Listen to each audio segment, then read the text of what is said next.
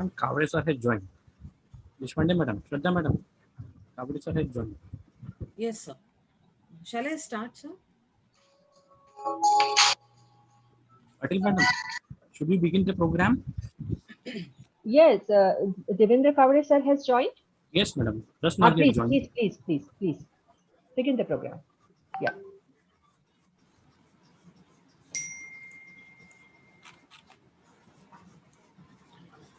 We want that education by which character is formed, strength of mind is increased, the intellect is expanded, and by which one can stand on one's own feet. Swami Vivekananda himself has remarked and had a vision of a revamped education system in India. On the eve of 10th July 2021, the Internal Quality Assurance Cell of 5 prestigious colleges of Nagpur have given us the opportunity to revisit the immortal teachings of our Upanishad that says, Asato ma sadgamaya, tamaso ma jyotirgamaya, mrityor ma amritam gamaya. Lead me from untruth to truth. Lead me from darkness to light. Lead me from death to immortality. What that mantras really means is, God, please lead me to the understanding that I am not the limited body, mind, and intellect, but I am, was, and always will be that eternal, absolute, blissful consciousness that serves as their substratum. This is a true prayer that should be on all our minds and lips as we strive to be good professionals and human beings. I, Dr. Shraddha Deshpande, Assistant Professor and Head, Department of English, Dharampet MP Dev Memorial Science College, welcome the guest and the galaxy of intellectuals to the inaugural session of a national level 8-day quality improvement program on National Education Policy 2020, India's Education 4.0 for a futuristic growth, organized under the auspices of Research Foundation India, IQAC of Renuka College, Besa, Nagpur, in collaboration with IQAC of Yashoda Girls College of Arts and Commerce, Nagpur, Manohar Kamri Mahavidyalaya, Nagpur, Dayanand Arya Kanya Mahavidyalaya, Nagpur, and Women's College of Arts and Commerce, Nagpur. It is indeed a pleasant evening and a special and a memorable occasion to be remembered in the years ahead. Improving the quality of education across all levels from primary to university level is a continuous and ongoing process. Several initiatives are currently being undertaken in this direction.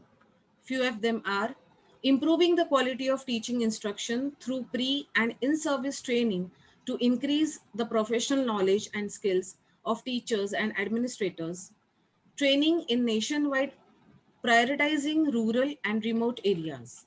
I hope this 8 days quality improvement program will surely prove most productive, and I also sincerely believe that the main objective of the program, which is upgrading the expertise and capabilities of the faculty members of the degree level institutions in the country, will also be served. That is why it is obvious to feel happy to be the master of ceremony, such a thought provoking pursuit which is built on the intent of active and interactive learning. The beginning is the most important part of the work. To do the honors, I invite Dr. Mrs. Jyoti Patil, Principal Renuka College, Besa, Nagpur, for the introductory remarks. Yeah. Thank you, Dr. Shraddha. Good and great evening to everyone present virtually. Nagpur, the second capital of Maharashtra, is known as Orange City, Tiger capital of India, and also known for its diamond railway crossing and zero mile, being central point of India. Historically, also many important events had links with the city. Dr. Baba Sahib Ambedkar to Buddhism in Nagpur with his lakhs of followers in 1956, the place now known as Diksha Bhumi. And RSS has its headquarters in Nagpur, and many more things, feathers to Nagpur. I, Dr. Jyoti Patil, principal of Renuka College, one of the organizing Nagpur colleges, welcome you all at this virtual platform. Respected inaugurator, keynote speaker, Dr. Devender Kawday, Honorable Deputy Advisor, NAAC, who is known for his extraordinary oratorial skills and thorough knowledge about all the aspects of higher education and quality improvements. He has been instrumental in framing the revised NAAC framework and its subsequent updating and upgradation. Sir, it is said, well begun is half done. And it is great to begin our program with an exceptional learned speaker like you. Our esteemed chairperson of the inaugural session, Dr. Siddharth Vinayak Pikane, sir, Honorable former Vice-Chancellor, Rashtra Sant Tukadoji Maharaj, Nagpur University, an institution in his own capacity, known for his administrative brilliance and exceptional humility, mixed with striking intelligence. I'm immensely grateful to you, sir, for accepting our invitation to chair this inaugural session despite your multiple ongoing assignments. All the respected patrons of different managing bodies of collaborating colleges, Mr. Himanshu Gedam, President Renuka Shikshan Prasarak Mandal, Shri Ashok Kripalani, President Arya Vidya Sabha, Mrs. Ratnamala Khaparde, President PKHES, Mrs. Savitri Tai Rodke, President Vidarbhiya Mahila Sanstha, and Mrs. Vanmala Tai Kamri, Secretary, Mahatma Bahuddeshiya Shikshan Sanstha, who have readily accepted and extended their support to conduct this QIP. All the respected principals of the collaborating colleges, Dr. Usha Sakure of Manohar Rao Kamri Mahavidyalaya, Dr. Dhanraj Shete of Yashoda Girls College, Dr. Shraddha Anil Kumar of Dayanand Ari Kanya Mahavidyalaya, and Dr. Narendra Dikshit of Women's College of Arts and Commerce. All the IQAC coordinators, organizing secretary, Dr. K.G. Mishram, Dr. Meenakshi Vasnik, Dr. Sujata Chakravarti, Dr. M.B. Samkure, and Mr. Abdul Shami. Our organizing secretary, Dr. Ramanik Lengure. Other dignitaries present here and all the enthusiastic Philomath and inquisitive participants who are virtually present over here. On the special occasion of this inauguration of 8th-day National Level Quality Improvement Program on National Education Policy 2020, India's Education 4.0 for Futuristic Growth, which is tailored to provide a 360-degree knowledge regarding NEP 2020, its recommendations and ways of implementation to all the higher education stakeholders. And I specifically mentioned here that this QIP is being conducted under the auspices of Research Foundation of India, a premier body in research promotion and qualitative improvement in higher education, which has 87 chapters in India and 18 chapters in Asia and other countries. Yes, and so far it has conducted 500 plus international seminars and symposia, FDPs and hands-on workshops. I'm highly indebted to Dr. Saurabh Jain, Chairman, CEO RFI, Dr. Ashok Gupta, Chief Managing Director RFI, and Dr. Ajay Jain, President Central India Chapter, for their wholehearted support for this unique academic endeavor. As APJ Abdul Kalam said, the Indian education framework needs to change completely, and perhaps this is for the first time in our educational history that such an overhauling project with a paradigm shift has been taken up in the form of NEP 2020. This QIP is intended to include the roles of various stakeholders in general and teachers in particular for the attainment of the objectives of the new education policy in all the areas of higher education.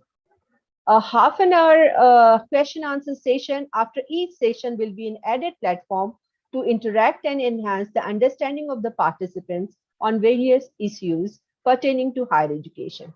The main objective of this QIP is to understand the nuances of NEP 2020 in the present perspective by getting acquainted with the intricacies of NEP 2020 with a view to addressing the gaps in implementation with the intended outcome to indicate the spirit of continuous improvement, that is Kaizen, among all the stakeholders of higher education and to stimulate the stakeholders to work selflessly towards achieving the goals of NEP 2020. Today, that's on 11th July, we have Dr. Devender Kawday, who is going to speak on HES at NEP. Acronyms are quite popular these days. Education system at National Education Policy. We are also very much thankful that Dr. SVP Kane, Honorable former Vice-Chancellor, RTM Nagpur University, will chair this session. The second day, that is on 12th July, we have Dr. Anuruddha Deshpande, former Principal and Educationist par excellence from Pune, who will speak on structural challenges in higher education. On the third day, that is on 13th July, Dr. Shri Chindre, former Principal and member of Board of Trustees, AICP, Association of Indian College Principals from Pune, will speak on quality parameters of international rankings of universities. On the fourth day, that is on 14th July, we have Dr. Vinayak Shirgurkar, a founder president and chairman of Board of Studies, AICP from Goa. He will talk on global practices in liberal arts education. And on fifth day, that is on 15th July, Dr. Mrs. Pankaj Mittal, Secretary General, AIU, Association of Indian Universities, Delhi, will talk about ABC, giving wings to the students. I tell you acronyms, Academic Bank of Credits. On sixth day, that is on 16th July, Dr. Sunita Wadikar, former principal and educational consultant from Mumbai, will speak on from teaching to mentoring, implementing NEP 2020. And on the seventh day, that is on 17th July, Dr. Mrinalini Fadnavis, Honorable Vice-Chancellor, Punyashok Ahilyabai Holkar University, Solapur, will speak on multidisciplinary approach in higher education in NEP 2020. And on the penultimate day, on 8th day, that is final day, 18th of July, Professor Srinivas Varakiri, VC, Kavi Kulguru Kalidas, Sanskrit University Ramtek, will speak on NEP 2020, who should take the lead? That's really a very important question. And this valedictory session will be chaired by Dr. G.A. Ghanesham, OSD, Directorate of Higher Education, Chhattisgarh, a versatile personality well known in higher educational circles. We will have feedback from two selected participants at the valedictory, and an overall QIP report will be presented by Mr. Abdul Shamim, IQAC Coordinator, Renuka College, at the valedictory session. As Swami Vivekananda has said, education is not the amount of information that is put into your brain and runs riot there undigested all your life. You must have life building, man making, character making, assimilation of ideas. If you have assimilated 5 ideas and made them your life and character, you have more education than any man who has got by heart a whole library. So with this, I'd like to conclude by wishing you all a fruitful and insightful sessions ahead. Thank you. Thank you. Over to Madam. Yeah. Thank you, ma'am. The only person who is educated is the one who has learned how to learn and change. One such person is with us, and his contribution to the field of education is immense, as serving the educational arena in the foremost principle of his agenda. It is our privilege that he has graciously consented to be the keynote speaker of today's inaugural session.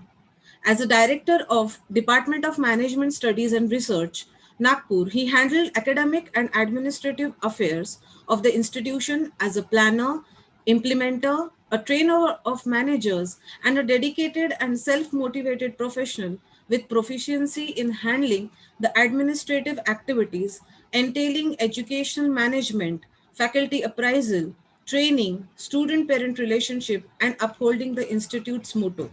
His thirst to explore and contribute more has given him an opportunity to serve as the Deputy Advisor, National Assessment and Accreditation Council, NAAC, Bengaluru. He excelled in stimulating the academic environment for promotion of quality of teaching, learning, and research in higher education institutes, initiating in collaborating with other stakeholders of higher education for quality evaluation, promotion and sustenance, and preparation of policies and procedures of A&A process in the form of manuals, etc. He is the key person behind the decisions taken at various organizations and also worked as an international reviewer with the quality assurance team for institutional review of the Southeastern University of Sri Lanka, Oluville, Sri Lanka. When he served as the Joint Secretary, University Grants Commission, he played a key role in the facelifting of the office campus with almost zero financial burdens. This was the first successful attempt which was carried out for the then since the inception of regional office. His august presence here is the testimony of his contribution in coordinating accreditation exercise of about 170 higher education institutions. His publications includes 6 books in the subjects of commerce and management and around 120 papers and articles published in various journals, newspapers and magazines. Such an inspiring personality undoubtedly is the role model for all of us, and we are very fortunate to have him today. He is none other than Dr. Devender Kawday, an education warrior who is currently stationed as a Deputy Advisor, NAAC, Bengaluru since January 2017. We extend an affable welcome to you, sir. We are honored to have Dr. Siddhivinayak Kane, ex-Vice-Chancellor, Rashtrasan Tukdoji Maharaj, Nagpur University, Nagpur, as the chairperson of the inaugural session. His contribution in the work of applied probability, operations, research, and design of experiments is one of the achievements amongst many other noteworthy laurels to his credit. His ardent services were rendered in the form of Chairman Board of Studies in Statistics, RTMNU University, Nagpur.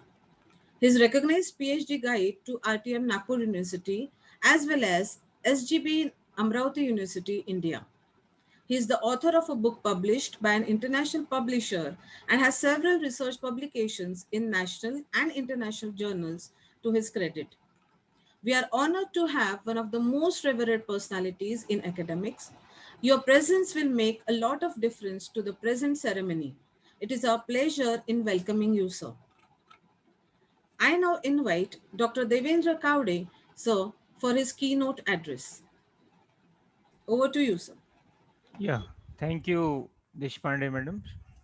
Am I audible? Am I audible? Yes, sir. Yes, sir. You are audible, sir. Yeah, thank you. Please allow me to share the screen.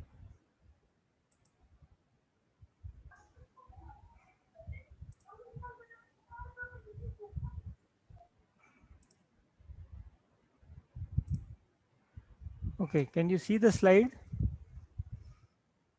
Yes, sir. Yes, sir. Yes, sir. Thank you very Okay, much. sir. Yeah, namaskar to everybody once again. Thanks, Dr. Shraddha, to introduce very nicely. It's my pleasure to speak in front of my own people. Yes, it's something. It's in inner enjoyment is there. We keep on speaking, interacting, and giving the sessions all together. Probably once in a day it happens, but this is something very special. And I appreciate the cluster college institution, specifically the Renuka College, Women's Arts College, Yashoda, Dayanand, and Kamdi Mahavidyalaya to take initiative. The most appreciable part is, means for me, it is actually the distinguished part is Dr. Kane sir is there because there are something, some feelings are there with him related with that because he's an academician and we have learned, I think so many of our university colleagues have learned a lot from Dr. Kane. He's a very good statistician. Once upon a time when I used to teach in the institution, GS College, of course, my parent institution was. So with certain project, I went to him and he helped a lot without any specific intention. So he has that a good nature, a seasoned academic. So we called it as a seasoned academician. I really appreciate Dr. Kane to be here. And it's my pleasure again.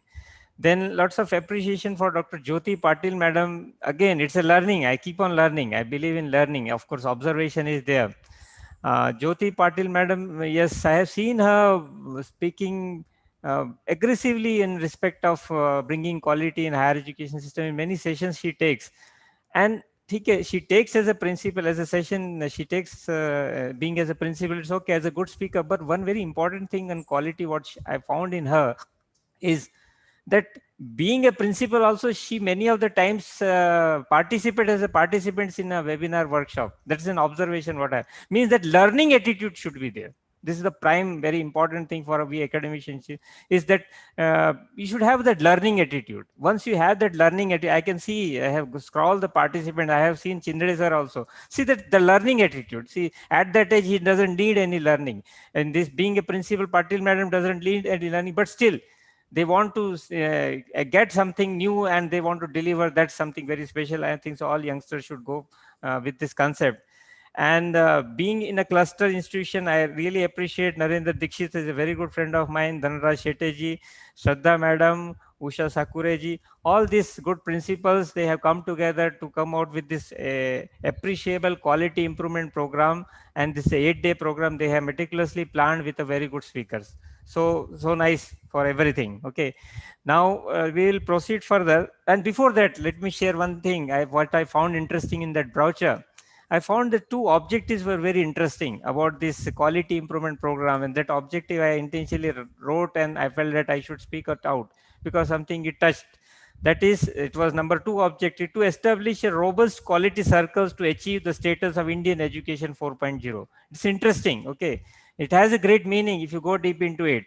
Then to explore, the 5th one was to explore the innovative ideas in higher education towards making India a superpower in the next 20 years. And that is much needed from the stakeholders of higher education. That is much needed from the people like us, the good people like you who are participating in this webinar, who are eager to learn, who want to know about NAP. Of course, certificates and all that will be there. That's a different issue. But that learning matters. Once we learn, then we should be able to share, because we are a democratic country. Unless until we share the things, if we want to change it, we have to share it. So what our Prime Minister Modi ji also batted when this NAP was put in front of the country, he batted that let there be so many workshops, seminar, conference on this part, so that the people should know inclusively what NAP is. Yes, it has worked out. Seriously, it has worked out. There is very less resistance related with this concept, related with the concept what is being talked about in NAP. This is grassroots level what I have created. Okay, now considering this topic, HES and at the rate of, actually it is at the rate of, not at the rate of.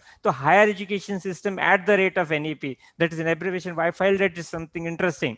So what exactly the higher education system will be there in the future considering the NAP? So in this whole presentation, probably in next 1 hour, I will be sharing with you the present reality and related concept, what is probably going to happen because of that change in NAP draft document, what is being suggested. So all these things we should know. Being an academician, we should know, and this knowledge will definitely help you for as a resource person in various seminar conference. It will help you also, and probably the policy changes may be there because of certain initiative from your side, because at the end I will be sharing with you what are the related things which can be or should be pushed by our stakeholders. Okay, so purpose of this reforms.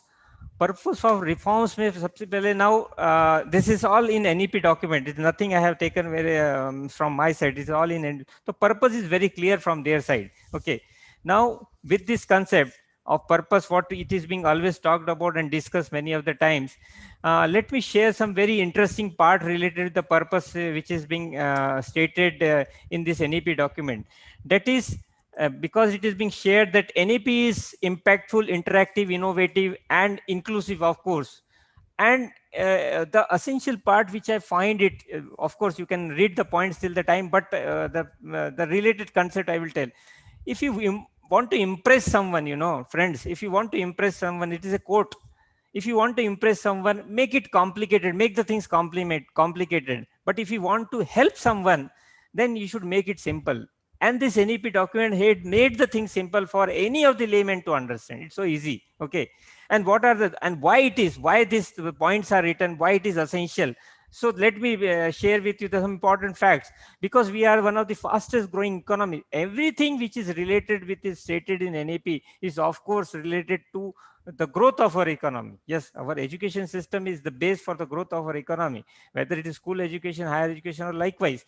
So we are the 7th richest country in the world with a population of 139 crore. Yes, this population has to be utilized in a proper way. So what this higher, there is a revamping, there is a need of change in revamping in higher education system. 139 crore population is a big one. And that is 77% of 77.7% almost of the population of the world basically, and we are the youngest nation. Kaise? So you will find that 65% of our people, our youngsters is below 35. Okay, since 65% of our population is young, so you can imagine. So what it is called as young youth, the country with full of youth. Okay, and it's a big market. And that can be encashed through this system unless until we revamp this process and we make it stringent, robust, very strong process. We cannot expect much thing from there. Okay, we should not. We should also see that the foreigners, the corporates, the big houses, they come to the India and they try to establish their market and earn because they feel that it's a big market. Yes, but what about us? Whether we are really being benefited or not? That is the thing to be basically considered. Okay. Now, in one more thing I remember, in India 2022 vision document, Modi ji talks about all this thing. He talks about poverty-free and corruption-free country by 2022. Okay, means it will be 75th anniversary of independence. So the focus should be on increasing employment and how it can be. There can be changes when we bring the changes in the education system. Because friends, for your information, around something 38.5 millions of students. It's a big one. 38.5 million means around 3.8 crores of students are taking higher education. It's the second largest higher education system in the world. And it is big than the population of the country like Australia and Canada. You will find the population of Canada is only 37.6 and Australia is 25.4 million. But our own population of the students I am talking about, wo bhi higher education wale, not about school and all that. It's 38.5 means 3.8. This is the asset. This is the strength which we have to encash. And this is possible with this concept of smart, as you can see the side of this slide. Smart, what do you mean by smart? Smart attitude should be there, but there is something very specific related. Smart means it has, every word has a meaning. S means specific. Okay, M means measurable, A means achievable, relevant, time bound plans. Means specific, measurable, achievable, relevant, and time bound plan should be there to achieve all these things. It is not only on paper. It is there is a requirement of the stakeholders of the higher education to contribute to make it happen. It will not happen on its own. Okay, rules and regulation will definitely come. They have already started implementing. Probably in the 6 months, 1 year, you will find certain difference slowly coming on the road. But that should happen, they'll say, from every stakeholders. If you want to make the future of our country bright, of course our own kids, if you want to make their future bright, then we have to move ahead into this process. And this can also happen, this rise and cash, what I have shared with you, it has a meaning. This will be used, these words will be used at the end of the slide, at the end of this presentation also. Rise means research, innovation, skill, and entrepreneurship. And with the concept of cash, that is knowledge, attitude, skill, and habit, we can make the changes in the future of our students. And so this NAP is important. Okay. Of course, this is an asset. I was talking about the teachers also, 15,03,150. This is all data which I have taken from Aisha. You can also have it. And this is a big asset if you want to change. Because sir, we have... I'd like to request, sir, your video is not visible. Your video is not visible. Click your video, sir. I am not visible. Am I visible? Click your video, sir. Yeah. I have already clicked. I can see my video. Yeah, visible. Unmute, sir, unmute your mic. Hello. Sir, It is very clearly visible. Yeah, visible, but your mic is mute, I think. No, it's it's audible. It's audible. It's okay. It is visible. It is audible. PPT is also audible, sir. Please Yes. Everything is okay. Fine. So nice. Thanks for supporting. Okay. Next. Now, institutional restructuring and consolidation. This is something special. Many of the present, you might have heard this word in the presentation, that by 2040, there will be multidisciplinary universities and colleges. That is HEI clusters, which we are talking about. Multidisciplinary universities with a strength of 3,000 plus students. Now, if we talk about the present scenario, you will find that at present there are hardly, means you will be surprised, means out of this, see, this is the number of college, out of 42,343 number of college, only 16.6% of such colleges are there where the strength is less than 100. Means I will tell you the actual figure. Less than 100 strength is 100. It's almost 16.6% of the college, and that college strength is 7,000. Means out of this 42,343, and the 4% of, only 4% of the college are there where the strength is above 3,000. Means very less. Means maximum number of the college has the strength which is very less, that is less than 100. So this is a question mark. So what happens, managing or regulating so much of number of colleges, 51,649 total number of institutions are there in the country. It is including universities, that the figures you can see.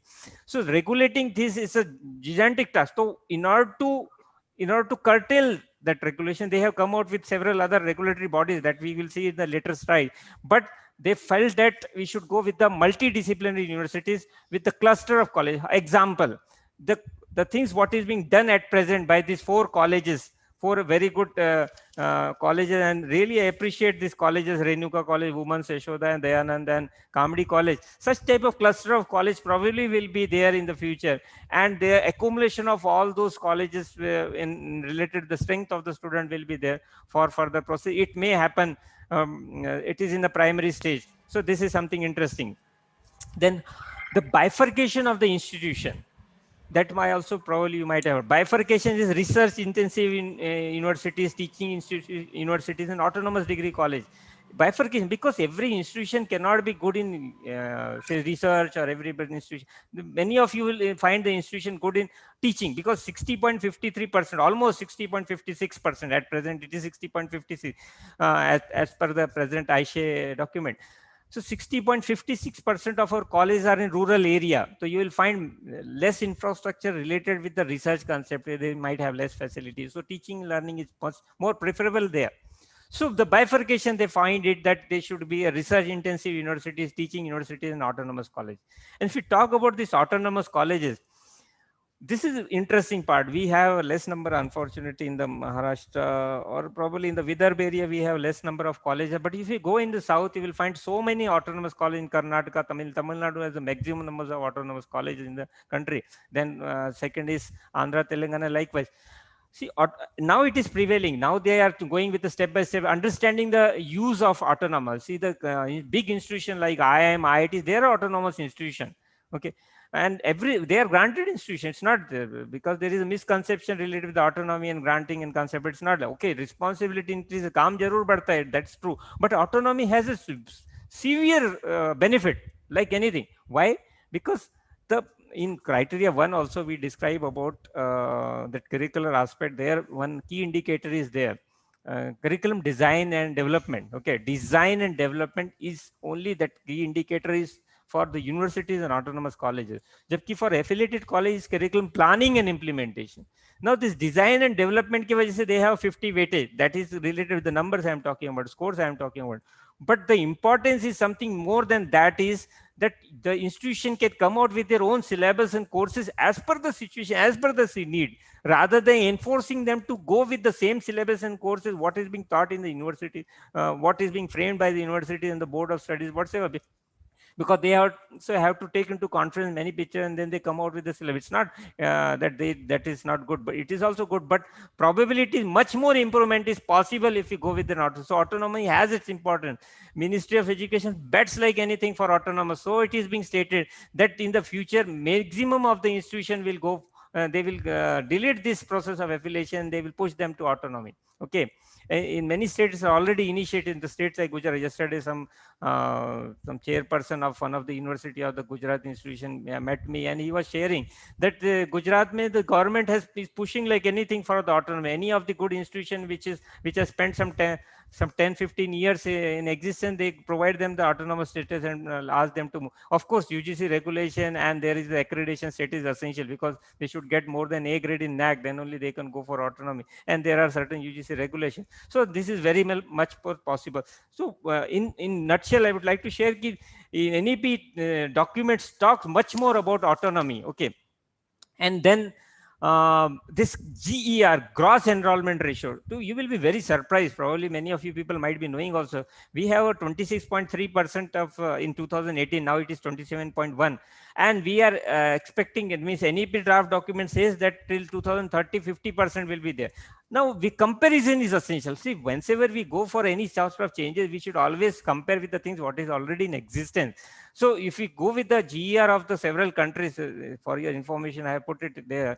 In US, it is 88.2%, Germany 70, France 65, and likewise Brazil 51, China 14, Indonesia, just a small country, has a 36, more than us. On an average, world ka gross enrollment ratio is 32%, my dear friends. So it is essential that we have to work on that part, how to increase the GER. So NEP also draft document talks much about to increase in GER, and probably in very soon it will happen. Okay. Then we will go with this already I have shared. Institutional restructuring and consolidation. See, already I shared about HEIs to increase GR, where focus is, and adding to that focus, they are moving ahead with an ODL program, okay, open and distance learning, which at present has a privilege to the university which has got more than A grade.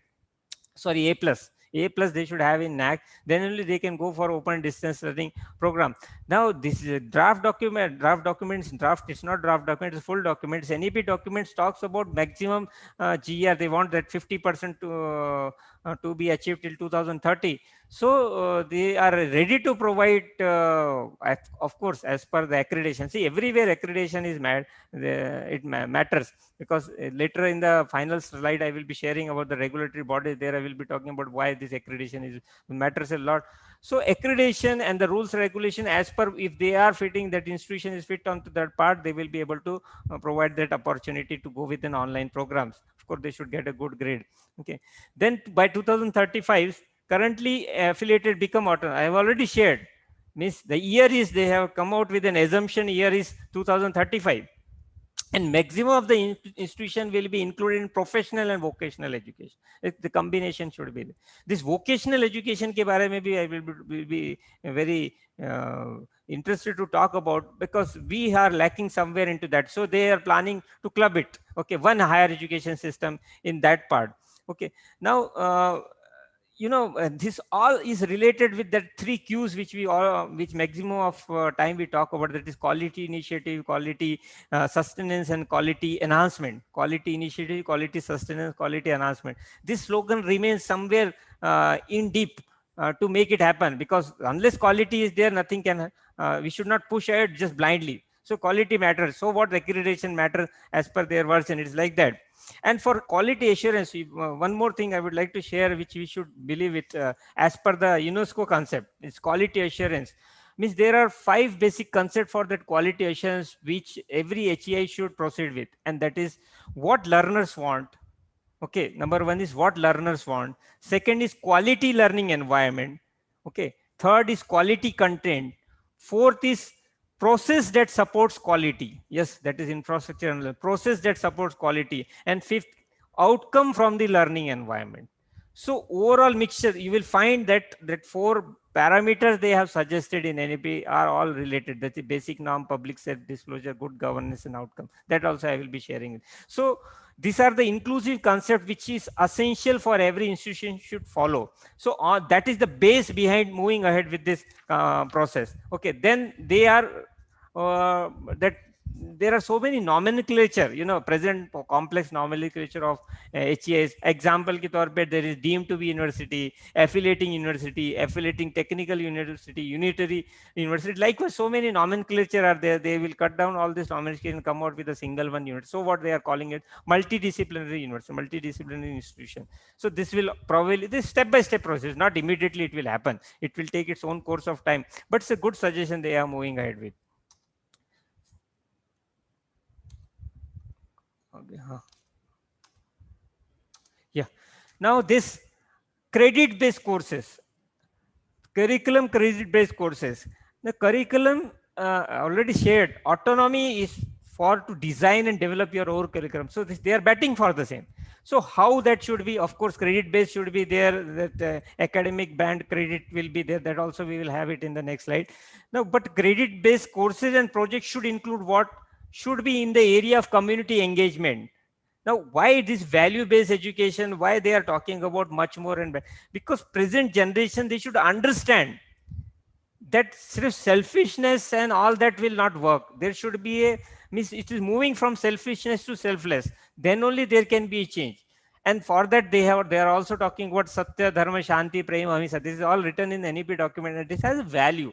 Means that lessons of seva and service should be there. What we talk about in our criteria number 3 as extension activity, and we also say in our assessment accreditation process that extension activity in the neighborhood community in terms of impact and sensitizing students for socialistic issues and holistic development. So this, why? Because it is essential to sensitize students. So their curriculum should have that taste, okay, to make a difference in the thinking of the student, that they should think about society, they should think about Samaj. If they think about the Samaj, naturally, wherever we are living, if we don't think about the society where we are living, probably we cannot sustain there for a longer time. So we have to, example, it's very silly example, which you can very well understand. I think so. You also know, the house is there in around your house. If all I think so garbage is there, and if you don't bother and you bother only to keep your house clean, so will you sustain for there for a longer time? Not possible, because that smell, bad smell will always keep on coming and you cannot sustain. So you will have to see that your surrounding should also be clean. So what Samaj ke bare mein, it is essential to think, it is essential to think about the society. And so this NEP also talks about. Then holistic development. Holistic development is overall development, as you can see the points there. Internship with local industry, businesses, artists, craftsperson, villages. This overall development they are talking about.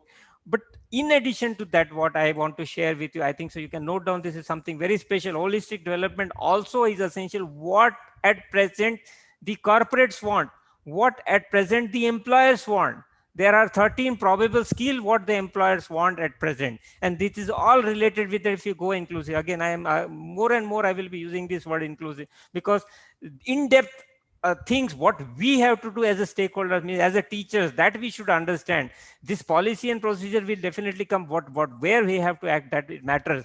So here that 13 probable skills what the employers want is, number 1 is computation.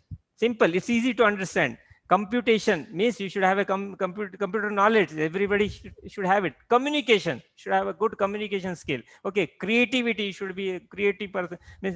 Otherwise, he is not accepted immediately. Then critical thinking is not simply blindly accept whatsoever is there. You should have that critical thinking habit.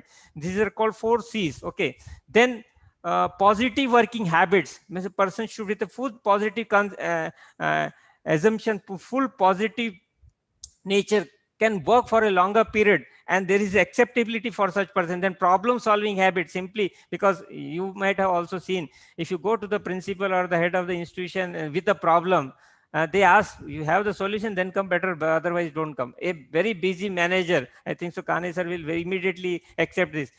So if the person is bringing a problem, he should come out with the solution also. Then the acceptability is there. That is called problem solving ability. Then people's management, how you deal with the people.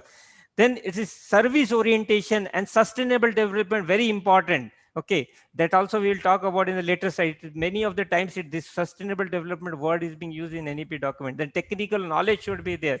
Transdisciplinary concept should be there. Emotional intelligence. Every word has a meaning. And the last 13th one is decision making. The decision making, I will talk much more about the decision making. Because why this decision making is so important for the students to learn. So this 13 probable skills should be the part of everybody's I think so teaching process, teaching and learning process. So they see that the production in the form of outcome of the student which is coming out is really fruitful. It is helping him in the life to grow. Okay, because outcome matters in the future. So this holistic development is a part of NEP process. Then come this HIs to set up. Now this is somewhere expenditure is involved. Okay, incubation center, technology development center, centers in frontier, greater industry academy. Now you will find that here, unless funding is there, it is probably there possibility of growth into this direction is not there. So of course that also they have thought about it. That also I will share in case of institutional development plan they are talking about through the board of governors of the institution. But of course funding is there. But what are the steps you can take at present immediately? What some example when I was okay. Some example. Somebody. Please unmute somebody. Okay.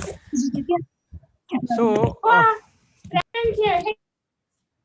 Yeah, now it's fine. You know, while coming out with this slide, some example I find which immediately the institution can move ahead. Example, what was that? Industry academia linkages, and that example stuck to my mind because of we used to proceed with the best practices webinar series. Last year we have done during this pandemic period, during the lockdown period. Means we called the A++ institution all over the country. There are only handful, 24, 25 such institutions, including university and colleges. So we asked them to present their best practice for the benefit of all the stakeholders of higher education. It is very well available in our NAAC YouTube channel. So here one of the institutions shared that they send their faculties to the industry. Faculties को industry में they send it. This was an engineering college, technical college. Faculties को they send to the industry to get a hand-on training, and that they can implement. Of course, that is an autonomous institution because they can change the course and syllabus according to the need. So with that hands-on training, they get in, and accordingly they come out with the course and programs, and fantastic. It's a very famous institution. So likewise, the things can be moved ahead, which is very well within our reach if we go with this process. One more example I found. I've said now 2 days before one Gujarat fellow came to meet me.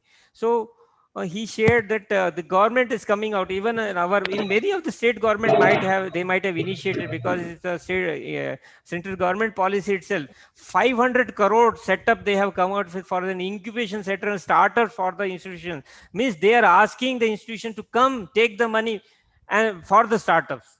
So such policies are floating in the market by the government. So to initiate the startup, to move ahead, push the startup, Modi government is coming out very nicely, because innovation, creativity, that is the only thing which is slightly missing in our process, and that has to be escalated, because we have a fantastic brain even in our country. I already shared almost 35% of our population, 65% of our population is young. Okay, and so this can be in cash. 50% of our population is less than 30 or 35 years of age. So this can be in cash if we move ahead and push them to the startups and come out with some creativity and innovation research. Our country will move like anything. So what NEP talks about much on this.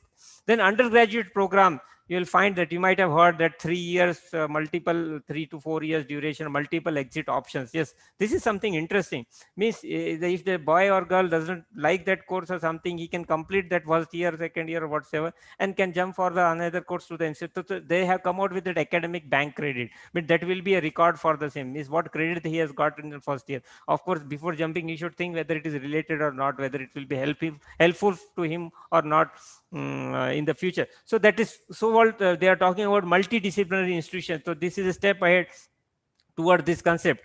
Then this Meru, yes, this will be a game changer.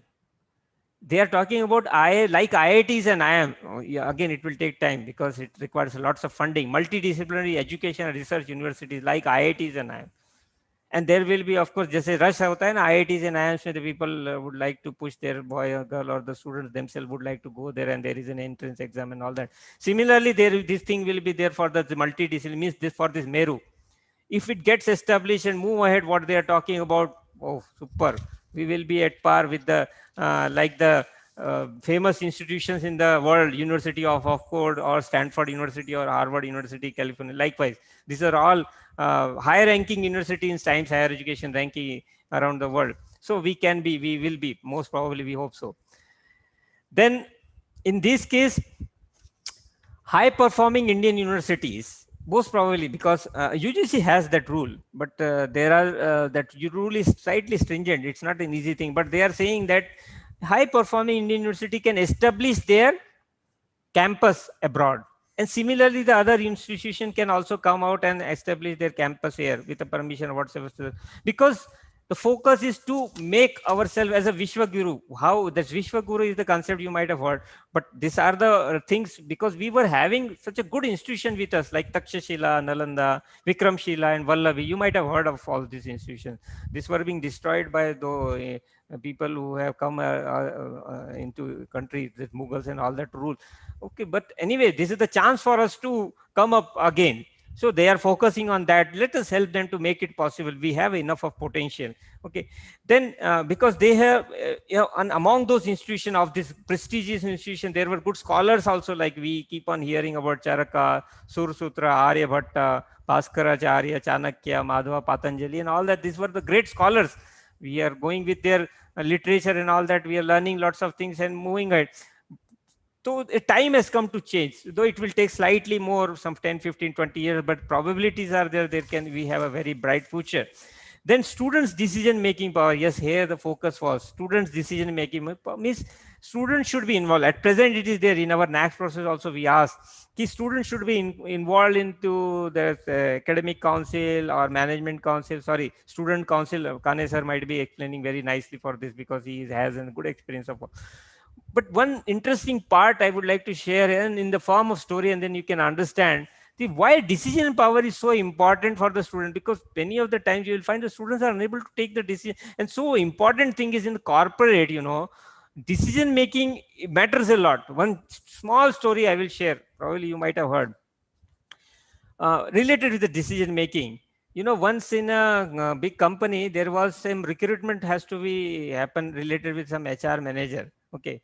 So the CEO of the company order give a responsibility to Mr. X to move ahead with that process. So Mr. X then floated an advertisement and call for an interview for the, of course, the HR company of a big HR manager of a big company means it requires a experienced person, very experienced person. So those experienced person came for the interview, and several rounds of interview. After that, one person was selected, says, for example, Mr. Y. Now the ritual means, the process of that institution, that particular corporate house or that industry, if you talk about, was that he was to give that appointment letter by his own hand to that fellow who was being selected, that is Mr. Y. So a place was decided and both of them meet together. They come together for lunch and all that.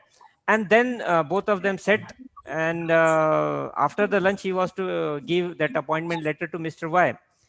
Now here, what happened when they ordered the lunch, Mr. Y, I think so you might have heard, Mr. Y means before ordering, they ordered the soup.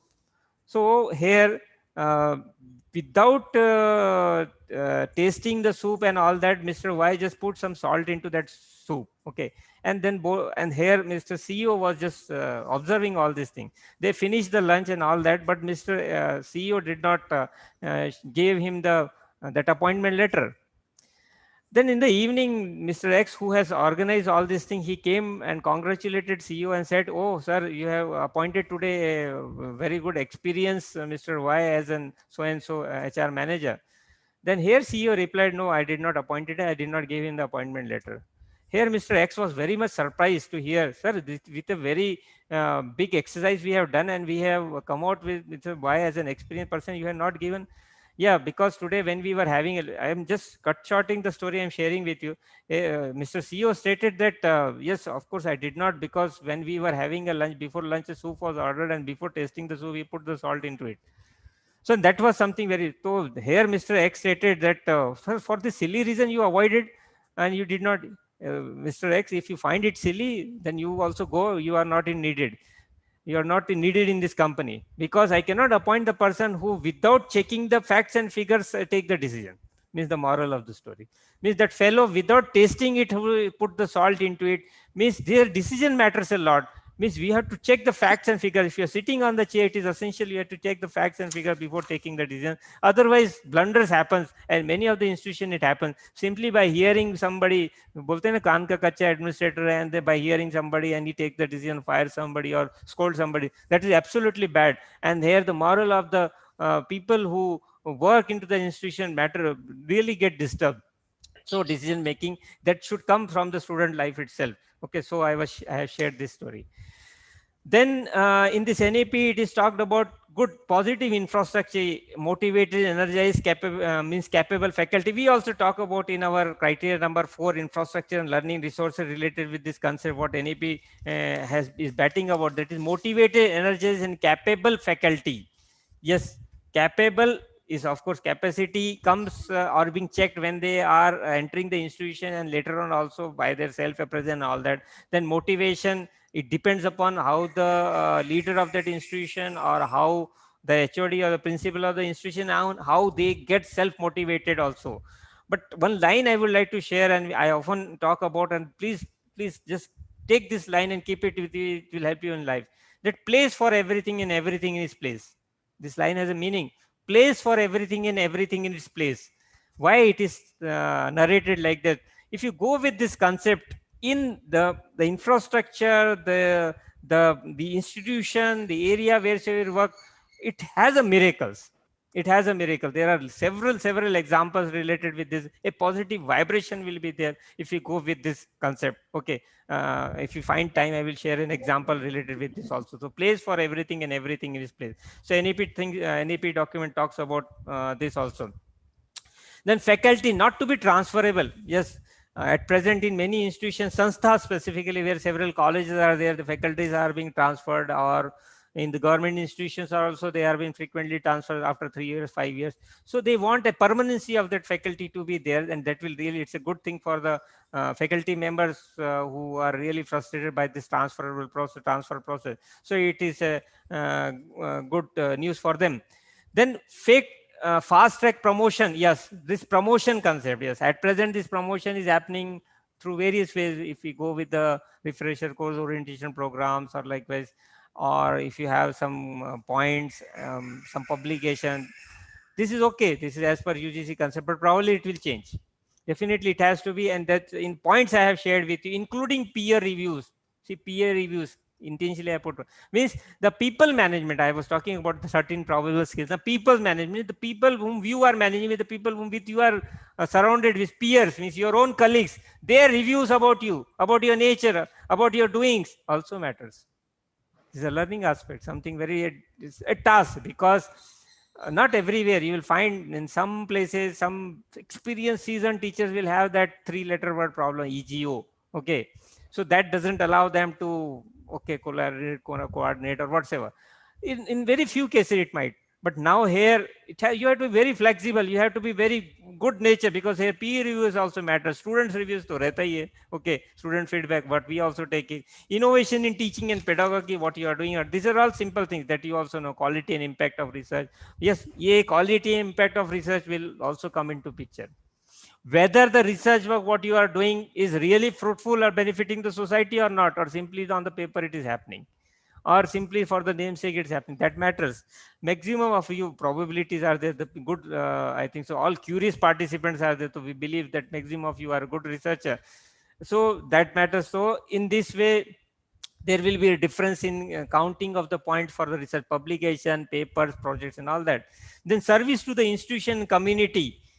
Yes, this is called teacher's outcome or the institution outcome in This will make a question, means what sort of contribution through directly or indirectly you are making to the society. For example, if you are going with some extension activity through NSS or NCC and solving any issues in the society, that also is a good contribution. The proper record should be there. So accordingly, the whole process, who will check it? Yes, of course, this accreditation body will check it. The policies and the procedures, the rules, the parameters, the criteria, the metrics will be framed accordingly. It has to be, it will be. Okay. Next comes this equitable access. Yes, equitable access to quality education. Simple. And through socially, what you can say, economically disadvantaged, SEDGS, that is, they have come out with that good body. Now, the simple purpose is reach to unreach. Okay. Inclusive, reach to unreach. Maximum of our colleges also are in the rural area, maximum of our population is also rural. But still, so what our GR is very less, no? Because we are unable to reach them. So from 26.3% or at present 27.1% to 50% in 2030, it requires a great push. So reach to unreach. The inclusion in higher education, that is admission process, curriculum, increase employability rate. Now about increase employability potential. Yes, this is a very good, they're very good, you can say, theme or the title to be discussed or to elaborated. Friends, at present, you might have read in the newspaper that CMI, Center for Monitoring Indian Economy, it states that unemployment rate is very high, around 9%. It's highest since last 50 years. In urban areas, 11%, rural areas, around 9%. So, I mean, on average, if you find this is something very, why? Thoda sa pandemic, because of COVID also, some, you will call, some push-up is there because of them. But overall, if you go in 19 also, 2019, that time also it was just rising, okay, 6-7% likewise. So this unemployment rate is rising because of several reasons, and of course our higher education system also has a contribution to make it possible. One more figure I will say, in many of the webinar conference I share, ASSOCHAM says 10% of our graduates are employable and 25% of our professional graduates. Just 10% of our graduates, simple graduates like BSc, BCom, BA and all that. 25% of the professional graduates like engineering and management course and architecture course, whatsoever they're doing accordingly. So this is a big variation. Is there some 70-80% of the people go with their fate?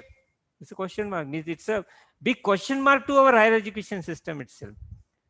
It's not everybody is responsible. It's not you, me, and everybody is responsible. So this has to, so NAP talk about to make a change.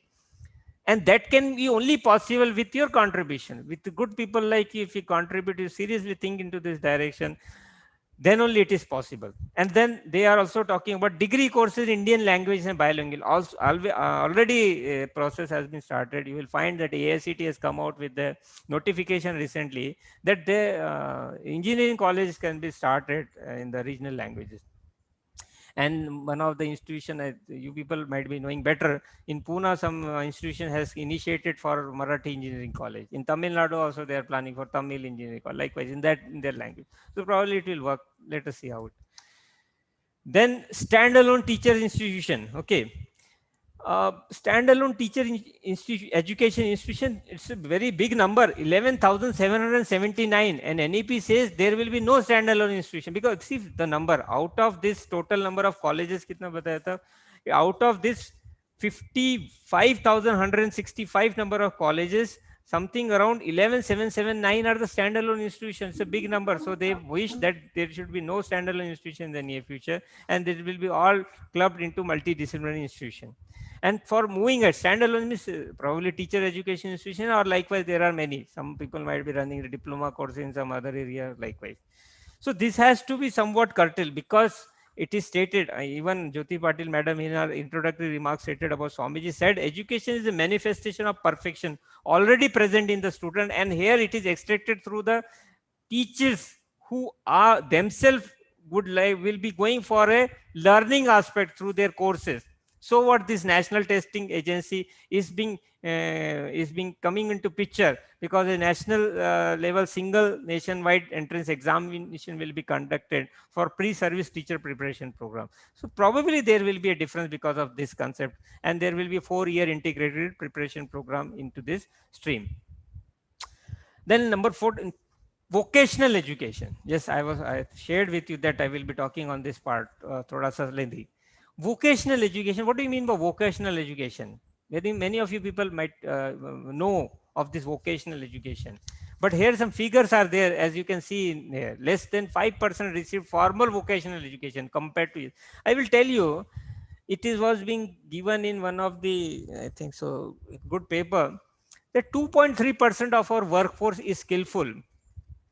Yes, means they have that education, means this 2.3% से भी 5% हो गया होगा. If we compare it, some 96% of the workforce is skillful in South Korea, 80% in Japan, 75% in Germany, as you can see in the screen, 58% in UK and 52% in US. So we are quite behind.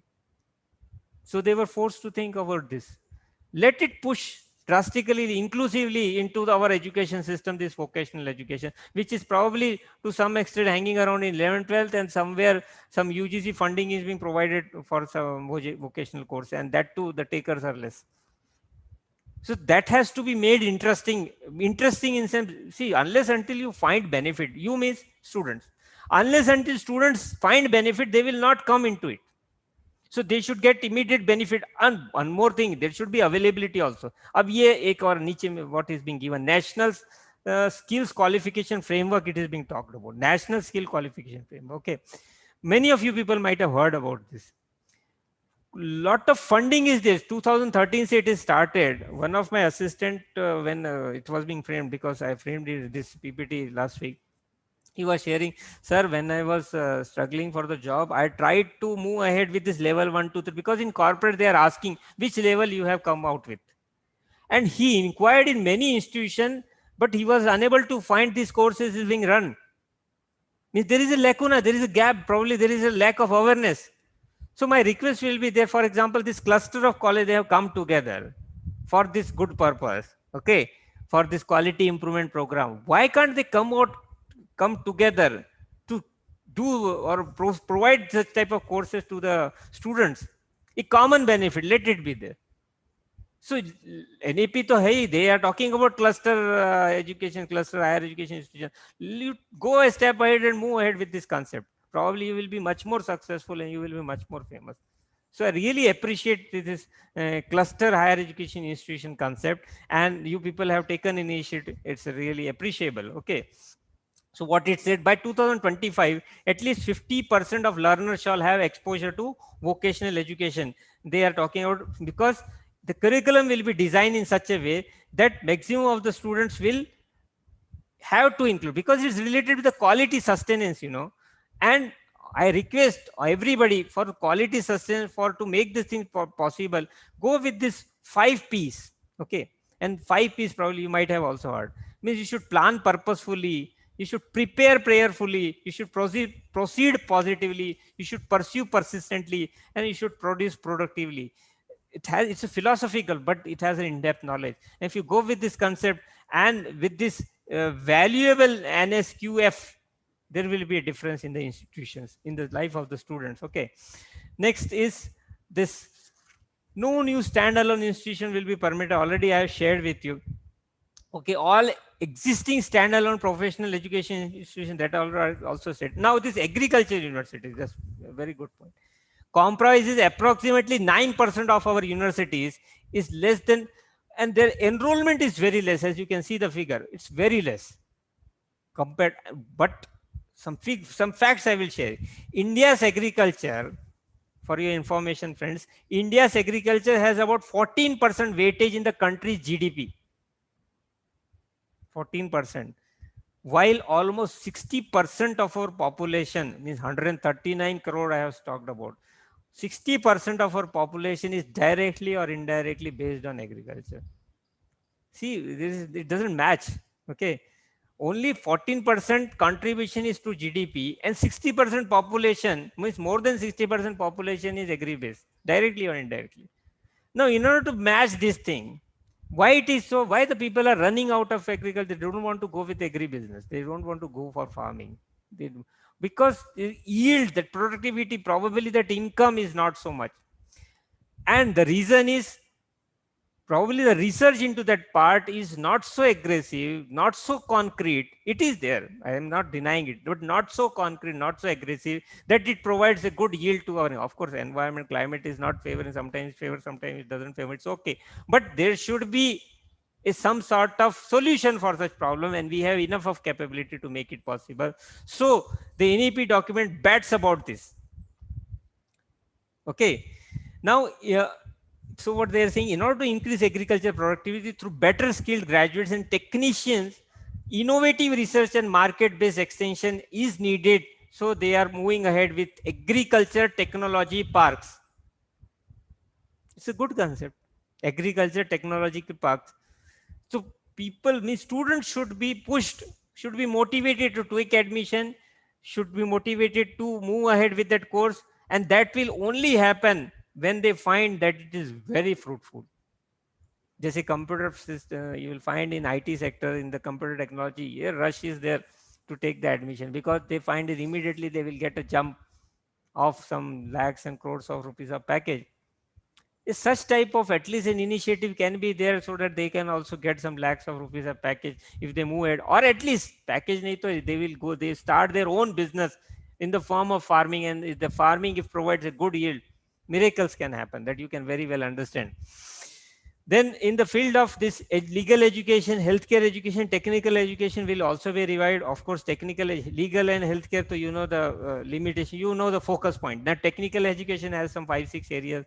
For example, it is in engineering, pharmacy, architecture, hotel management, catering technology, management, town planning, and likewise from 5-6 areas it has been taken care by AICT. Probably this AICT, UGC also merging concept. They are not openly spoken about, but they have spoken about the regulatory bodies that we will be sharing in the later slides.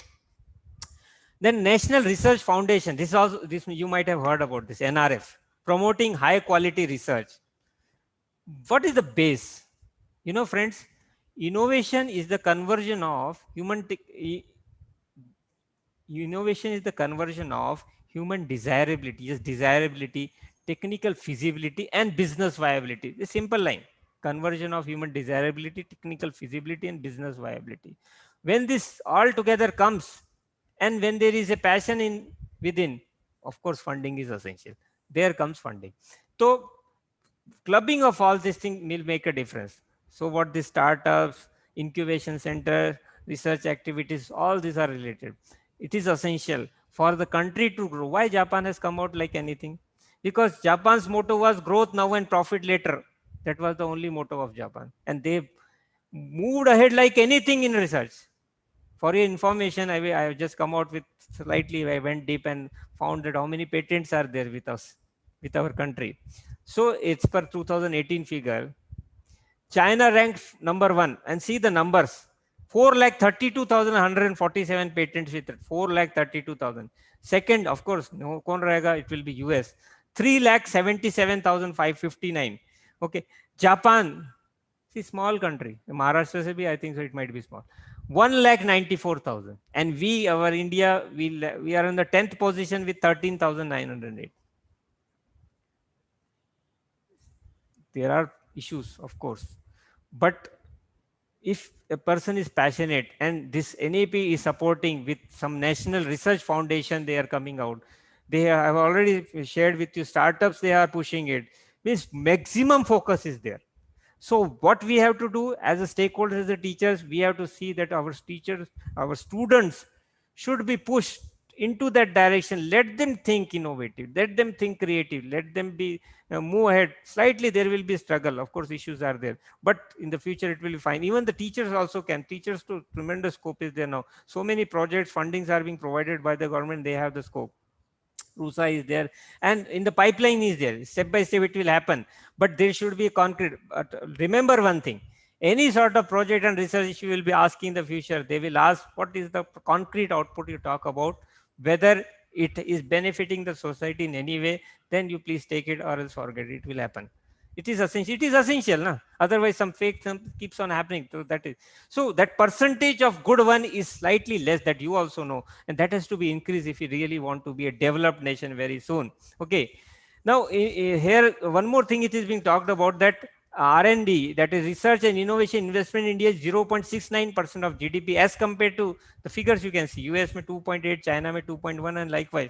So that has to be increased. And what NEP aims, it aims to increase the public investment in education from the, means at present in respect of research, if we talk about, they really want to increase the percentage of expenditure of GDP for research, specifically for the education and all that. And that will slowly, it will work, but it will definitely, there will be difference. Yeah, this was, I was initially I shared with you board of governors, means how this HEI is the multidisciplinary institution, what we are talking about, how it will be managed. It will be managed by board of governors, and this board of governors will be the reputed academicians, just like our Kane sir. Good academicians, like the good principles of this good institutions.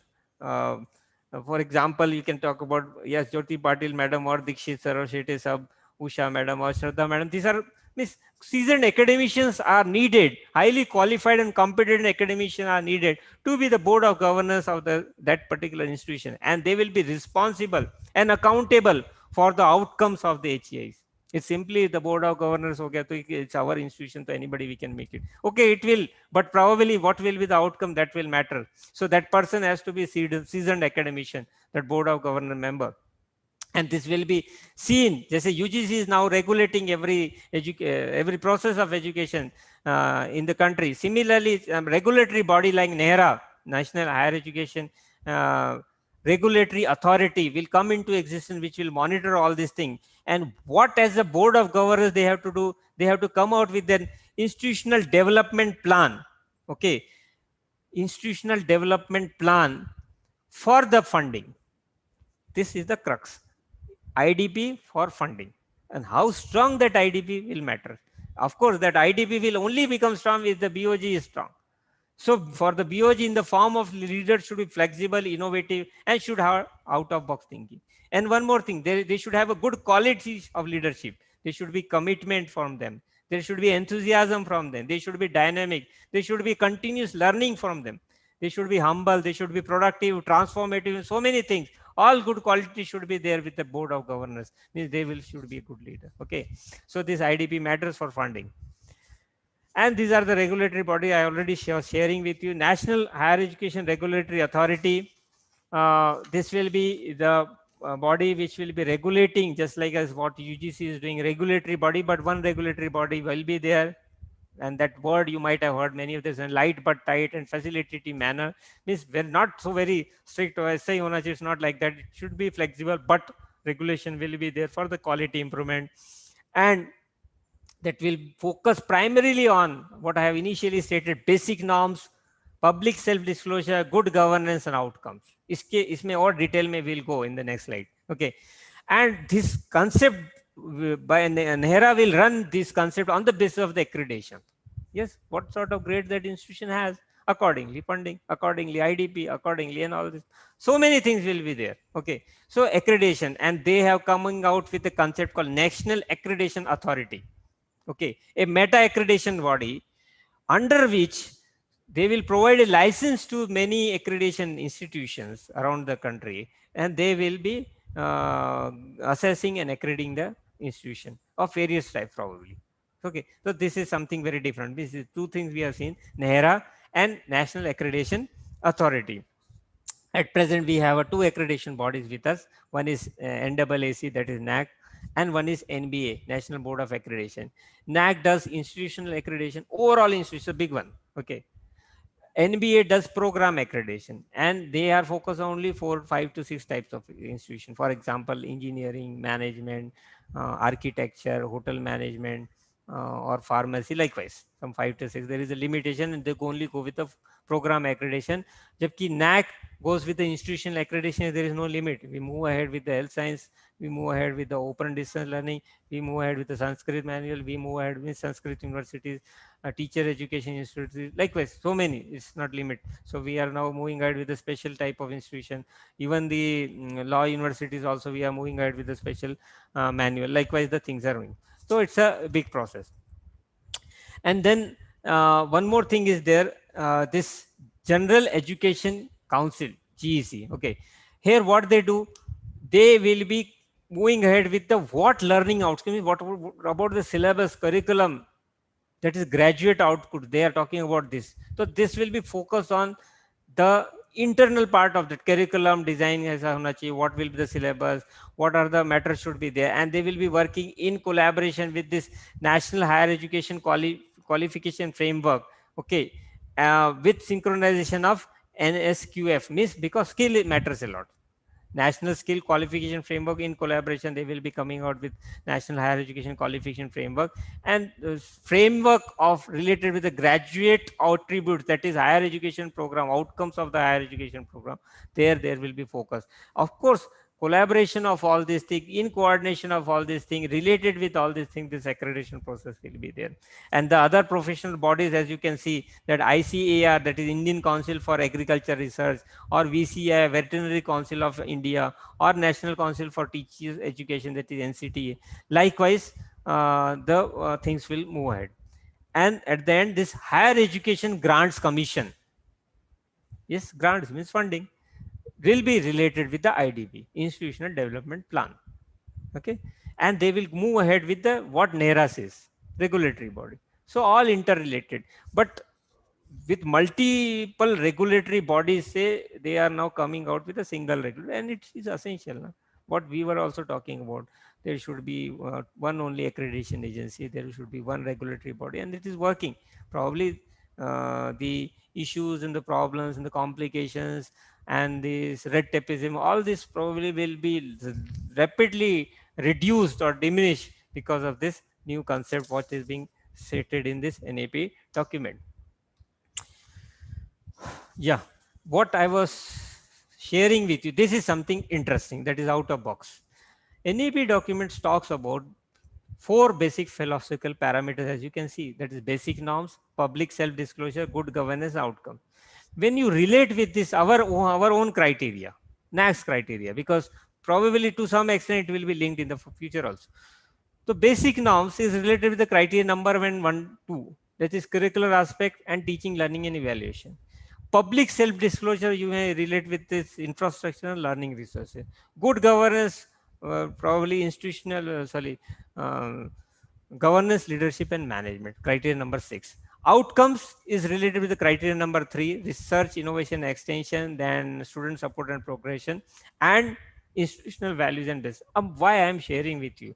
Because probably the maximum focus in future will be on outcome. It has to be, friends.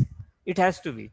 What is the outcome? See, in the in that slide also, they are talking about graduate attributes, mean outcome of the education.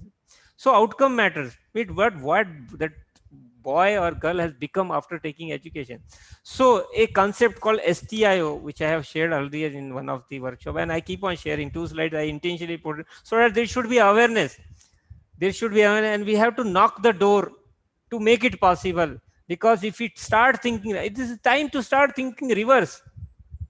Unless until we start thinking reverse, there cannot be change. This unemployment ratio, which is rising like anything, in the future in our country, our kids probably will find it difficult to get the job, or also even they can find the entry in any sort of profession if they don't have that proficiency into it. So in order to make it possible, of course, NASQF also talks about all these things. NAP draft fully talks about all these things. So why shouldn't we move a step ahead to make the things possible? So STA, student, teachers and institution outcome. Here, the focus is on evaluation of outcome on the programs or the course or the program. And that is based on, of course, Rise with Cash. And what is thing? This is what I am talking about. Last 2 slides. And it has a great importance. Many, because probably it is a step towards what document is talking about. That is student-based outcome, teachers-based outcome, and institution-based outcome. And this I have linked it with some old concept you know, in a once upon a time means our Vedic period. In just as a kitchen is an auspicious place in the house, you see how it is related. Just as a kitchen is an auspicious place in the house, similarly, higher education institution is an auspicious place in the society. A little more than a temple.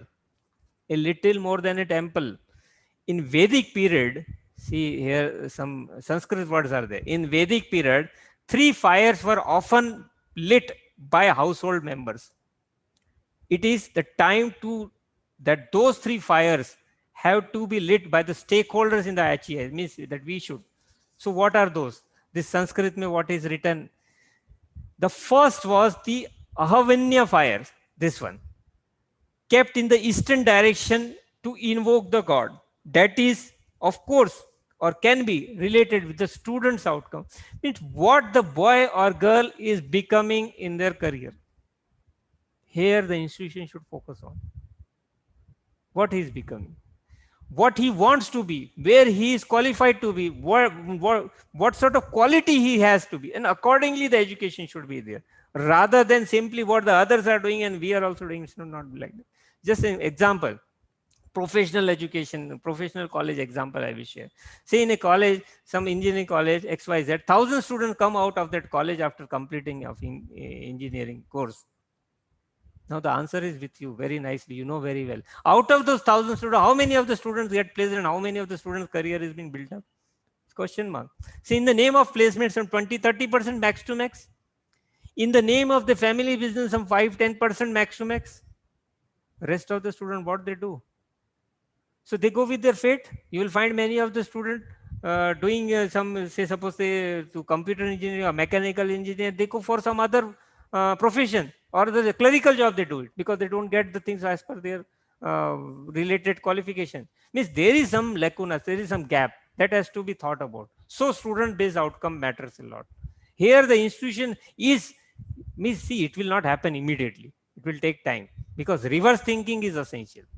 Okay, so here student-based outcome. Then second was this related with teachers-based outcome, and how I have related with that, probably you may accept or not. That is, second was the Grihapatya fires, mean for household duties and managed by women in the teachers. That is teachers' outcome. Means what about the teacher? Of course, the students, what they teach and what they become, yes, it is. But in addition to that, what they are doing for the welfare of the society. And how? In the form of research, innovation, in the form of project, in the form of some papers. But that should be concrete one. They should be valuable. See, we have 15,16,299 teachers, a big one, sir. 10% or 20% be genuine research if they do it. Wow, wow. Miracles can happen. So that to some extent, a step, at least a edge will be there. You start thinking into this direction, there will be difference. Then third was the institution-based outcome, and here third was the Dakshinagni fires. This was kept in the southern direction to invoke the ancestor. That is institution outcome. What about?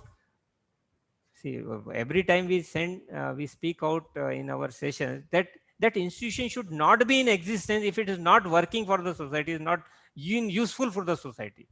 Wherever that institution is there, it should be seen that it is being useful for the welfare and well-being of the people living there, of the society. Okay, in the form of providing education is okay. But in addition to that, they should take initiative to solve the issues in the society. N number of issues are there, sir.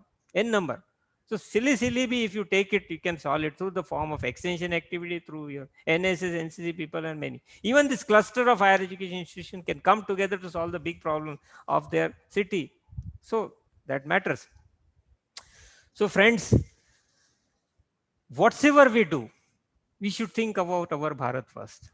There should be this feeling should be there. Okay. We feeling youngsters mein to it is very essential. Hamare mein to it's but youngsters mein we have to move ahead. So one more slide I have added it, something which I found in a paper, and I think so you will agree. Here, see what is there. In a paper I found, and I think so you will agree, India overtakes US in vaccine. It is always being written as India overtakes. It is written as India has overtaken the Indian space research. Why don't they write it our country? See what I will read it. What is being written while reading newspaper? Many of the times it was felt that if the analogy of addressing the nation is changed by the newspaper, there can be a huge revolution considering patriotism, because people going through the newspaper or news channels are in billions. So there can be difference. For example, if instead of writing India overtakes US in vaccination, it can be written our country overtakes US in vaccine. See, when we talk about our, us and all that, in second, our country space research program, if we talk about like this, if people read or hear the words our country rather than India or Indian, then the culture of belongingness will rise to new heights, which will result into boosting of our country's growth through several parameters. This will have a big psychological impact. Though it is out of box, just sharing, probably because it needs a revolution, sorts of changes to happen otherwise. So just because only who can make a changes, who can talk about, only you people can, only teachers can talk about. They are free enough to discuss, they are free enough, they have lots of energy, time and all that thing. They have enough of intelligence to make the things possible. So sharing with you. So friends, some quote is there, and it is an interesting. You add any masala to your food. Okay, you add any masala to your food, but if salt is missing, it's tasteless. But if you add too much salt, it could ruin your food. Okay, kharab lagega taste mein if it is. I want, it's a request, you to add that right amount of salt in the form of that research, innovation, skill and entrepreneurship, with that knowledge, attitude, skill and habit in the life of the student. Bas. Then the God will there to see that everything is fine. That's the only good words what I would like to share with you, and expect a big difference from your side. You people are so good to listen patiently. Thank you very much for inviting. Thank you very much. Namaste. Thank you, sir. From your presentation, we have understood one thing. Life is not complex. We are complex. Life is simple, and the simple thing is the right thing. You have presented before us the simplicity of national education policy through its SMART goals. Your address, where you discuss the purpose of reforms, institutional restructuring, and consolidation, was helpful in understanding the role of education for growth of our economy. The three things that motivate creative people are autonomy, mastery, and purpose. Thank you once again, sir, for this wonderful discourse. I now invite Abdul Shamim sir and Sujata Chakravarti ma'am to coordinate the question answer session. Good evening, everybody. I'm Abdul Good Shamim, evening. IQSC Coordinator in your college based in Nagpur. After the enlightening discourse of Dr. Devender Kawday sir on higher education system at national education policy, we move towards the question answer session. Now the platform is open for you. You can ask the question or put your question in the chat box. We have got overwhelming response. The platform is open for the digital participants to ask their questions to Dr. Devender Kawday sir.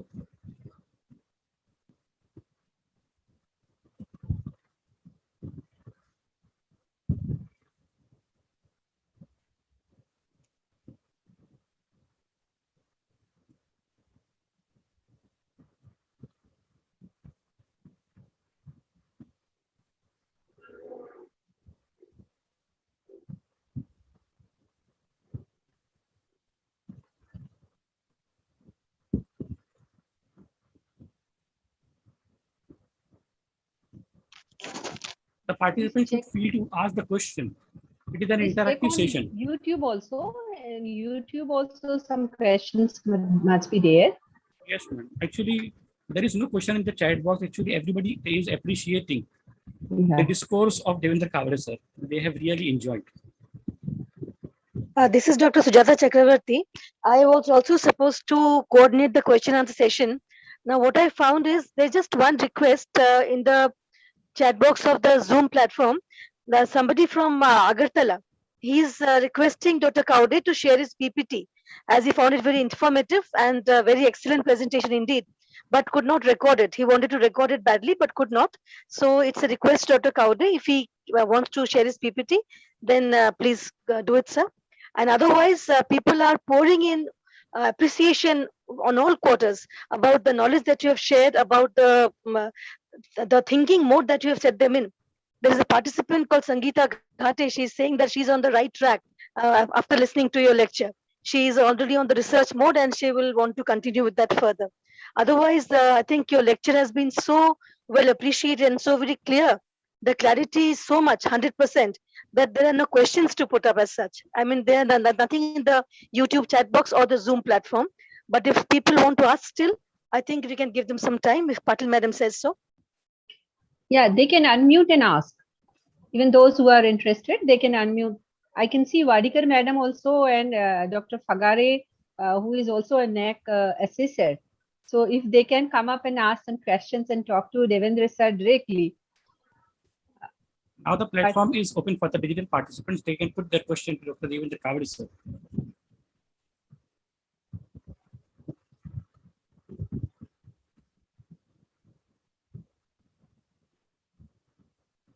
So if nobody is asking, I have a question, sir.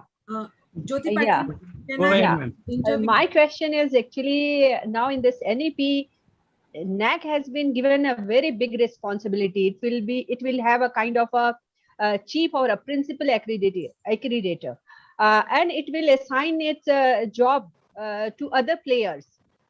So do you think that the quality will be maintained if NAAC, in place of doing this, what it is doing, really it's a highly commendable job. But in times to come, if it is being distributed or perhaps you see that is given to different players, local players, don't you think that the quality will be diluted or compromised? Sir. Yeah. Okay. Patil Madam, yes, nice question, but let me share with you and clear it. It is not now final or anything is not come out ki NAAC will be only NAA, that is National Accreditation Authority. Still, it is under pipeline. Number one. Number two is that you are talking about meta accreditation agency, then they will be giving a license to the other accreditation agency. Then giving a license to the accreditation agency, the license holders will not be so simple. It is once in June 2018, UGC came out with the regulation, they invited, but nobody was able to, because it's a tough job. It's not an easy thing. Yeah. So some very, very prestigious government institution or the institution like, of course, IIM and IITs can, of course, step ahead. Most probably nobody knows what is going on, or at present there is nothing, but may happen. It has opened the doors, because the reason is, there is a reason. We have 51,649 colleges. Previously it was, now it is 55,165. It's a big number.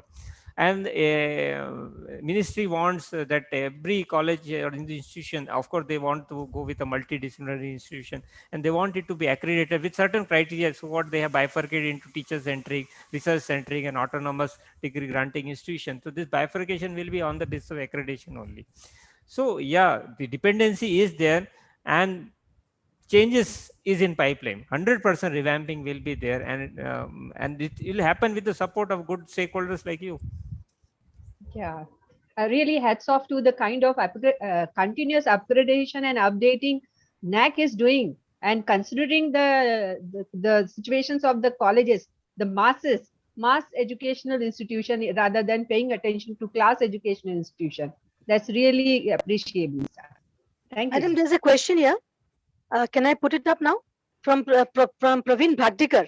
And the question is to Dr. Devender Kawday, will NEP have the scope to face challenges which is created during the pandemic era? Of course, NEP already has spoke many of the things related with that, which already they have come out with the solution on the basis of the set. And the ministry is working on the same. Example, they have already moved ahead with the central universities with the ABC concept. Okay, academic bank of credit. And the virtual learning and teaching and learning, they are also talking about. And NAAC also moves ahead with the accreditation on the basis of that only. Almost 1.5 years, all the institutions around the country, even the world, also moving ahead with the virtual teaching learning process. Even the evaluation also is happening, that everybody knows. So how it can be denied? It is already sucked and taken into consideration. Means it is all assumption. Probably they might have assumed like this to some extent, not completely that, so it will be so worse, but it is happening. So that is an appreciable part. Thank you, sir. Yeah, welcome, sir. There is another question about Anubhati Singh about NEP. Which of the aspects should be shared with the students presently doing graduation, and when will these changes start to impact students? This graduation changes, this is a policy. It will not happen immediately. It is going a slow. See, Central University, I said, it has already started. Once they move ahead with this multidisciplinary institution aspect, first the regulatory body will be formed. First, one step, they will have to go with that step by step. Regulatory body will be formed. Probably more very soon it will happen. Okay. And then they will go with this multidisciplinary institution, university wise, or first they will go with, as a Central University, they have taken into confidence and move ahead. AICT has already taken the step. So likewise, step by step it will happen, but definitely there will be a difference. Probably you can assume it 1.5 year or 2 year most probably to move ahead. School education, they have already started. Good evening, sir. This is Dr. Sunita Wadikar. Let me congratulate you for the excellent presentation as usual. And also a lot of clarity has happened in many areas. But one particular area, that is the credit transfers or the credit bank, we are actually apprehensive about how we are going to implement this, how generally it will be implemented. So if you can throw a little more light on that, I think some sort of clarity will happen. Thank you. Yeah. Okay, thanks Sunita madam for appreciation. But you also know, and same I also know. See, credit bank, academic credit bank, they have formed. This is clear. Now further, they will have to go step by step. I repeat, they will go with the regulatory body. They will go with the multidisciplinary university. They will club this university's affiliated college first. Okay. Then, because already the boy or the girl who is studying in between, they cannot take his things and accordingly go with the academic bank credit and all that. They will not provide that facility. So from a particular year, they will start. They will give a span. Just say in accreditation process, what we do. If we want to revamp it, revise it completely, I'm talking about completely, just say what we did in 17. So we give a gap of some 3, 4, 6 months. We have given a gap and we have asked the institution to apply in the same mode, earlier mode, and hundreds of institutions moved ahead with. Then after July, we changed it after coming out with the manuals and going with the pilots. Similarly, in this case also it will happen. It will not suddenly come out with this, okay, now we start. Not like that. They will go with a gap period. After a certain period of year, academic year, they will move ahead with this concept. So let us wait and watch. It is not clear. It is not disclosed actually. Clear, not clear for us. I am also like you. So it is not clear. It is not disclosed from the ministry. They might have already prepared some draft and they might be proceeding step by step. I said in the first, they will go with the regulatory body. Step 1 is like that only. Then only they move ahead. Starting from top, they will go to bottom, step by step, whatever is feasible. And believe me, Prime Minister office is very much serious on this. It will happen very fast. Yeah, it's a great initiative. If it is implemented, well implemented, I'm sure there'll be a lot of changes in our education system. Thank you, sir. Thank you for that response. Yes. Hello, good evening, sir. I have one question. Am I audible? Yeah, you are audible. Who is there, please? I'm Sumantu Sovani from KES Shroff College, Kandivali, Mumbai. Sir, you have mentioned about the probable merger of many institutions because standalone institution will not have much future and institutions with more than 3,000 students will be encouraged. What will be the future of such institutions which are at present standalone and having very less enrollment? And number 2, sir, additional question to that is what will be the role of state governments, because most of the state governments approach towards this is still not clear. Yes, Dr. Sumant, you have asked right question. Actually, the question might be in many minds who are running the institution also, but that will happen. They will merge it. They will come out with the subsidiary policies for the merging aspects. Not an easy thing. I said it's not an easy thing, but they will merge it. They will go a step ahead with the help of state government. They will do it. But it has to be, once it comes into the policy, it has to be implemented. And that first, why Prime Minister Modi ji has said ki you go with what is called so many workshops, seminars and awareness program. What is the need? First, let it go inclusive into the brain of the people. Let it be in the heart of the every stakeholders of higher education, then they will not revolt, probably then resistance will be less. So it's a strategy and it's nicely working. Now they will move ahead with the changes. Already it is set up in the mind ki, yeah, merging to hai, okay, strength is less than anyhow, we have to be merged with some other institution. So they are going step by step, it will happen.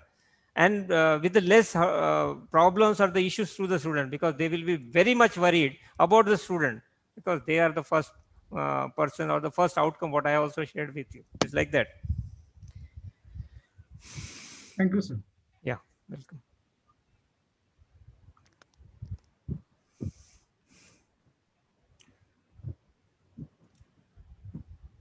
Sir, there is another question from Archana Deshmukh. What will be the parameters for creating clusters of institutions? What will be the parameters for creating clusters of institutions? What's the name? Who has asked? Archana Deshmukh. Archana madam. See, I think so this question you can ask to Jyoti Patil madam. See how they have come out with, there is no parameter. It's they have, they all this principle, good principle, they come together and they thought that they should go with the quality improvement program, something very, very, something, this is innovative, this is innovation. 8 days quality improvement, they have come out with a good terminology also. So such kind of things you can also initiate. Of course, there will be some rules that will come later and that will be government rule. Okay, some 7-8 institutions where the strength is less, jalo, come out with the cluster and they will go with a single name. Probably that may happen, but when it happens, it happens. Now at present for the change in the society, change in the system, change among the teachers in order to gain some knowledge and whatsoever, so many things are there. So you should take some initiative. So immediately one quote I remember related with this, what you have talked about and what these people are doing. One quote is there, and please you take it, accept it very strongly. If we keep doing what we are doing, then we will keep getting what we are getting. If you want to get the results you have never got before, then you have to do the things you have never done before. Simple. I really appreciate this. Try and try. Oh, very good. Gurunathji, Pagreji is nice. So I think so Kane sir will definitely accept all these things. He's the senior most person here with us. So his blessings are very essential. Yes. Sir, most of the participants are requesting for a PPT.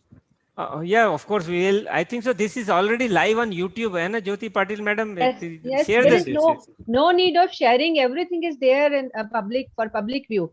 It's been stream live. So live streaming it's there. They can see, they can watch, they can rewatch. So there is no need of sharing the PPT. Yes, you put that link on the chat box so that everybody can probably. Yeah. Yes, we are sharing it. Yeah, for sure. Yeah. Okay. Now, madam, there is no question. Over to you, Shraddha Deshpande ma'am. Yes, sir. Take this the last question, okay?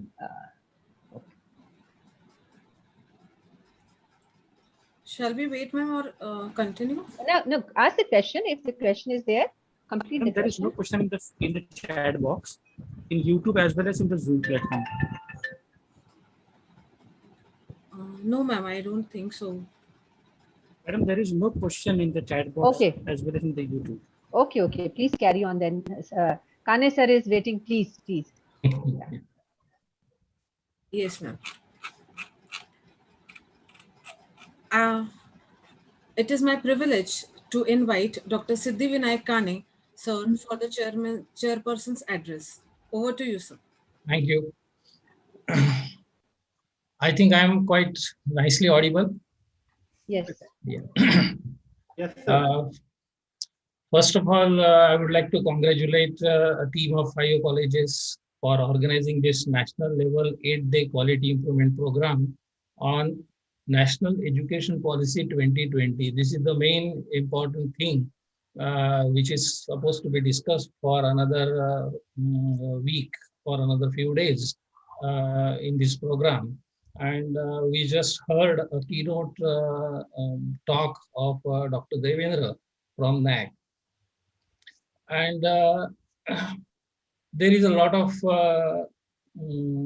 confusion, queries, say curiosity about national education policy amongst the academicians also.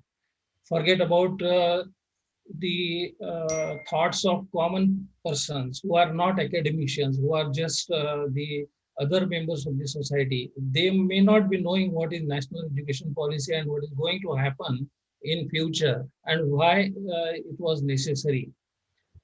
In the talk of Dr. Devender, we heard a lot of things, and it was a highly studied, learned type of delivery which was given by him with the help of his PowerPoint presentation, and it was full of loaded with statistics and lots of things he tried to explain.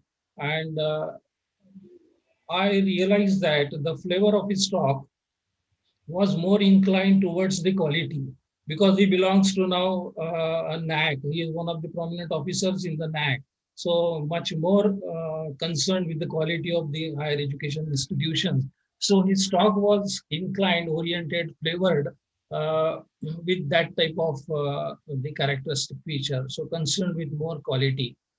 But during these last couple of years, while I was working as a Vice-Chancellor and even after my retirement, my tenure was over, I am very much in touch with the developments and the discussions about the national education policy with other academicians and other prominent persons. Actually, in our country, after a long gap, we are going to experience a drastic change in the education policy. And when the term education comes, that is related with the students taking admission in the schools, the entry in the schools and going out of the education, formal education from the colleges. So it's a long journey from getting into the school and coming out of the college at the end point. So in this long journey, what is today's scenario and what is going to be changed in future, that needs to be understood. What is the need of change? So we all know that we are working in an education system basically divided into two parts. First is school education, and then we term the other part as the higher education. That is the college education. And in the school education, mostly the entire education is governed by one single authority. It is governed by the government, maybe central government, maybe state governments. And after completing school education, the students are entering into the higher education. So they are under the control of the corresponding universities, or they are under control of the corresponding autonomous colleges. And then those universities and those colleges, they decide, and according to their own style, the education goes on. That is called as higher education. So these two parts, the school education and the higher education, that in new education policy is getting changed completely. A student is entering into the school. We are now having 10+2 pattern. 10+2 is a school, and after this 12 years, 10+2, then maybe after 12th, a 3-year degree course or 4-year degree course, and then post-graduation and so on and so on. So 10+2 and afterwards, this is the pattern. So in the new education policy, what is going to happen is 5+3+3+4, and then entering into the higher education. We are all, those who are listening to me or those who are participating in this particular program are, I understand, are mostly from higher education institutions. So we have to focus on higher education basically, but we should understand school education entry and then entering into the higher education. What is our input?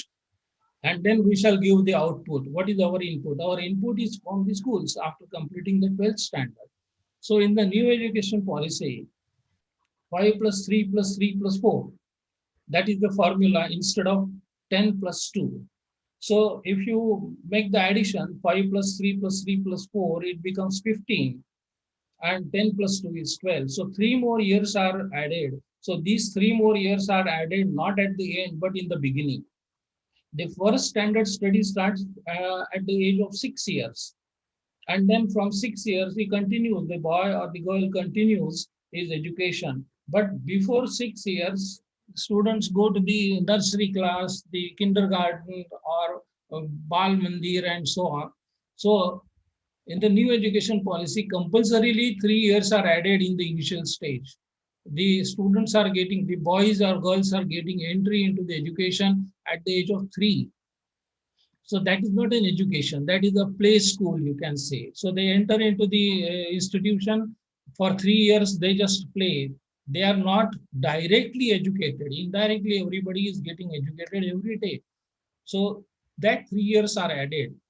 And then in the journey of the school education, after a specific interval of years, there is going to be a lot of change. So 3 years, nothing, only play. Then first standard and second standard means first 5 years. So first standard, second standard, no examinations.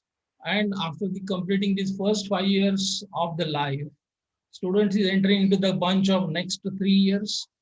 And in the next 3 years, he will be learning mostly from with the help of mother tongue or with the help of regional language. As far as possible, English should not be exposed to them. However, that is going to remain a choice. So that is the difference now. And then the students are exposed to their regional or the mother tongue so that they can understand it properly. And then gradually the examination pattern will start. And like this, 5 plus 3 plus another 3, and the last 4 years, they will be exposed to the vocational education, as Dr. Devender was telling about vocational education. And in vocational education, the schools boys will be exposed to the carpentry, the plumbing, the welding, and all such types of things. Somebody may be interested in, say, cooking and everything, whatever comes as a practical education in daily life, that will be grouped into the vocational education. And they will be exposed to that compulsorily. They will have to opt for that. And like this, our input, our raw material will be prepared. So they will be having some sort of vocational training. And at the end of the school, that is completing that 12th standard, from 9th, 10th, 11th, and 12th, vocational training and usual subjects, they will have a slight halt for thought. You see that he made a mention, Dr. Devender made a mention that while he was studying about the data about the patents, he was surprised, and we are also surprised, or we are watching that data that number of patents of China is the number 1, that is the highest number, then United States, US, and then Japan, and then like that, and our country is in the 10th position in the number of patents. Why this happens? This happens only because those boys or girls who are interested in their interested area, their liking areas, they go to further education in those countries. We very well hear every time that higher education is not a mass education in the Western countries. In the European countries, every student is not going for the higher education. After completing their HSC or that particular standard, they search their own jobs and try to get the money. And everybody, it is not everybody's cup of tea. So higher education seekers are those students who really understood their interest, whether they want to stop or they want to go ahead. In our country, the main thing is that we are working in a system of mass education. And those things happen, the number of patents, the research, and all those things that happen in the system of class education. So we are in the system of mass education, and those are in the system of class education because everybody doesn't go further. And that is the reason why we are lacking in that particular field. Why we are not in 100 universities, so many universities or institutions are listed from India. It is that particular aspect. This is from my point of view. And this new education policy is going to make an attempt to change like this. If a student coming from a very poor family, there are so many poor families in our country whose children are going to the school. A carpenter's son is going to this school, and if he is getting formal education of carpentry, if somebody is getting formal education of a mechanic training of repairing the cars or some electronic goods or some cooking and so on, then they may join their family profession, and then they will get a proper training of that. If they want to go ahead for the education, then they will think about their topic of interest, their subjects of interest. That is the main attempt, first attempt of our new education policy. Of course, this is going to take a lot of time.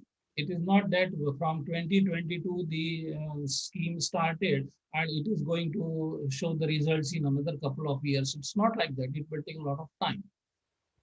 This is one of the important aspects which I noticed and which is of concern to everyone. Now, students coming into the higher education in the school, in the colleges or in the universities. So we are all academicians concerned with higher education. This is what I suppose.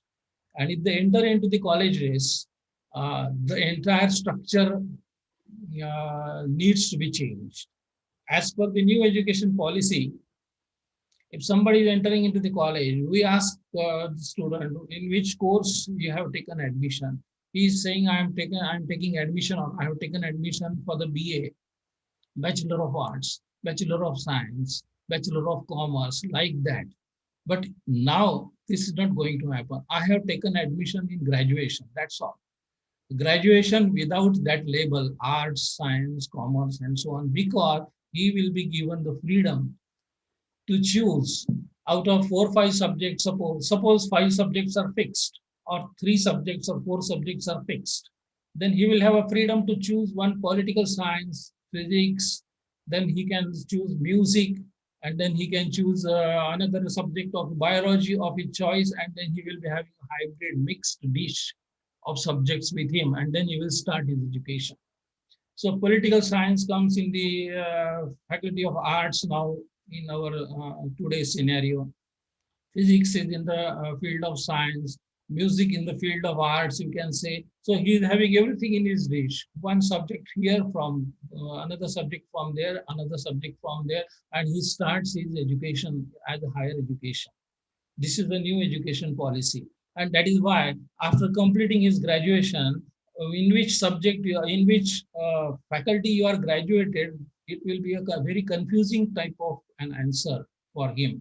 He can say that I'm fully science student, nor social studies students, or any other like that. So they will be all called as graduates. That's all.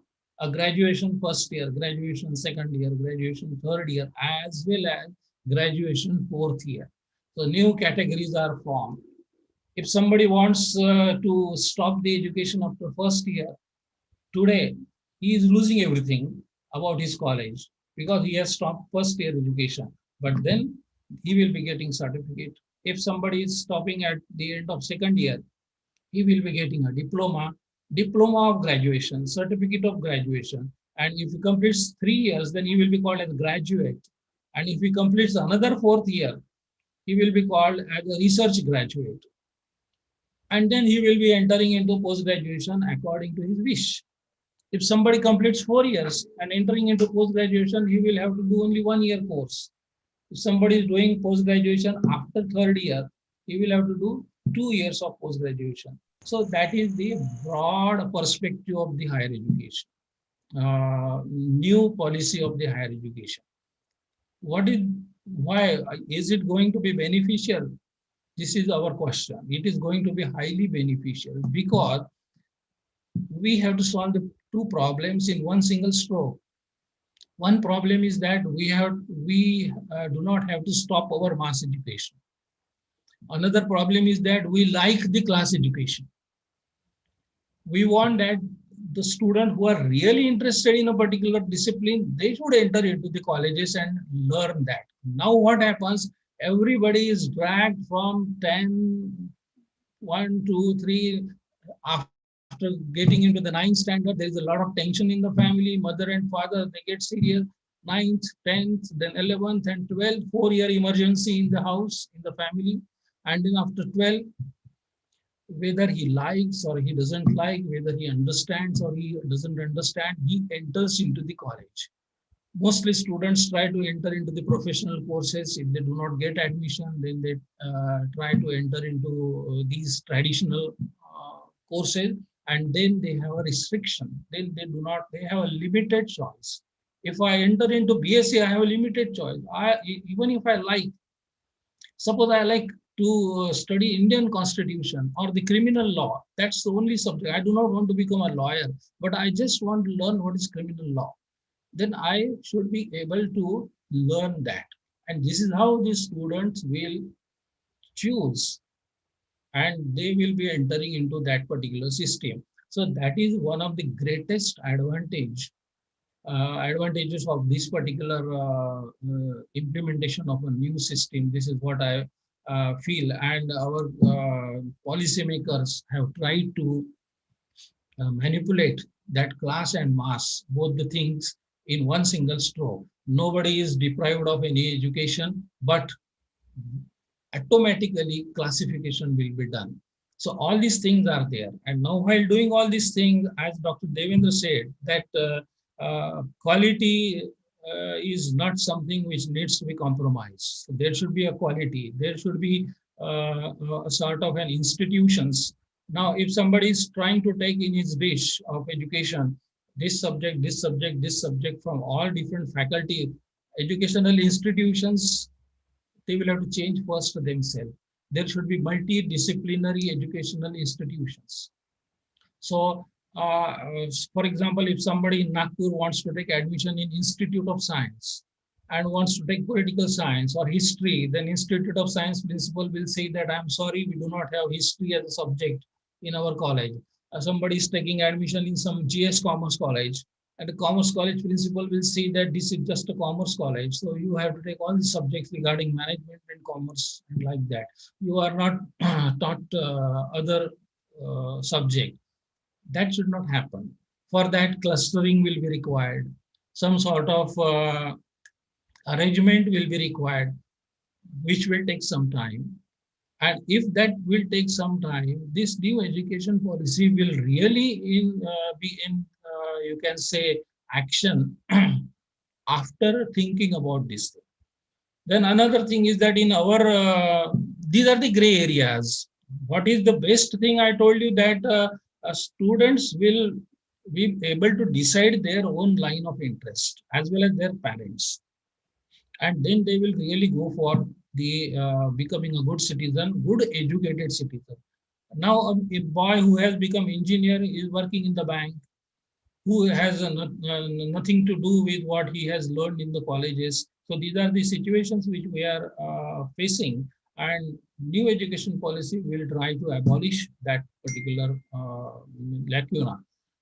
In our India, we are having, as Dr. Devender said, that there are total of more than 900 types of universities or degree awarding institutions, more than 900. Universities are classified into central universities, state universities, then institutes of national importance, then deemed to be universities, public universities, and like that, various categories are there. And all universities are autonomous. If there is an autonomous college, even forget about the university, if there is an autonomous college, they have given full liberty of designing their own curriculum. If this thing is going to happen, then they will say that, what about our autonomy? Universities will say that, what about our autonomy? If everything is coming from the top and we are supposed to implement that, we have to maintain our autonomy. So that is one of the gray areas. So universities will have to open their minds to accept this concept. And autonomy will be slightly compromised. They will have to do that. The central universities or the state universities like our Nagpur University or any other university in the state, affiliated colleges are there. There are certain universities which are non-affiliating universities, only campus universities there. But we are having 600 affiliated colleges.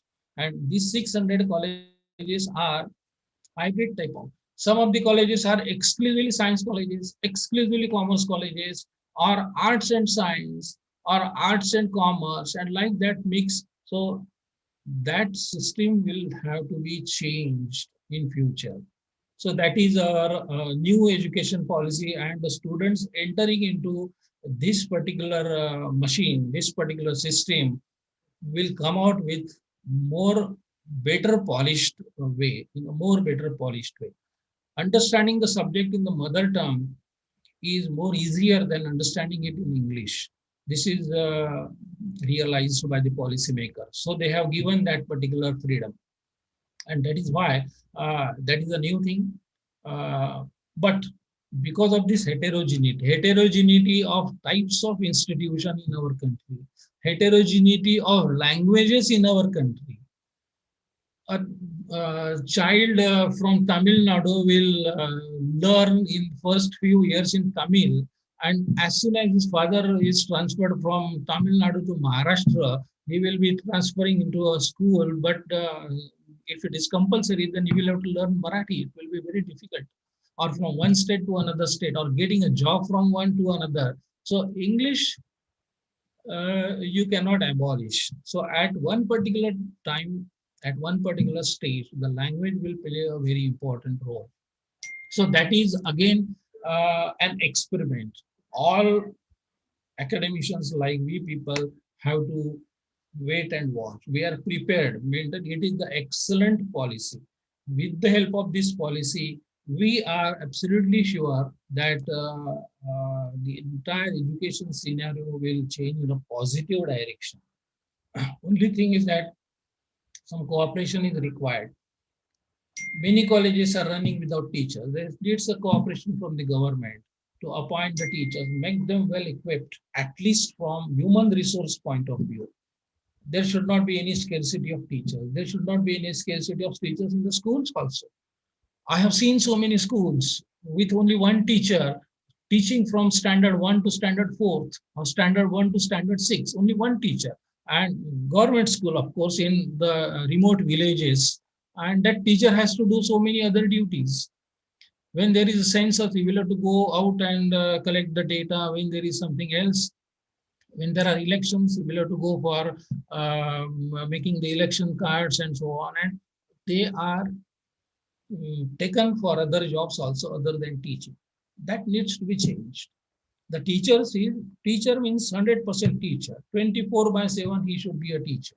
So that is going to be a great challenge for our entire society, our country, and our stakeholders. People will also not dare to accept this. Common people, academicians have already made a lot of thought on this and prepared mentally. But when it will come for the common persons, they will be definitely having so many queries, and such types of seminars will be useful for them to educate.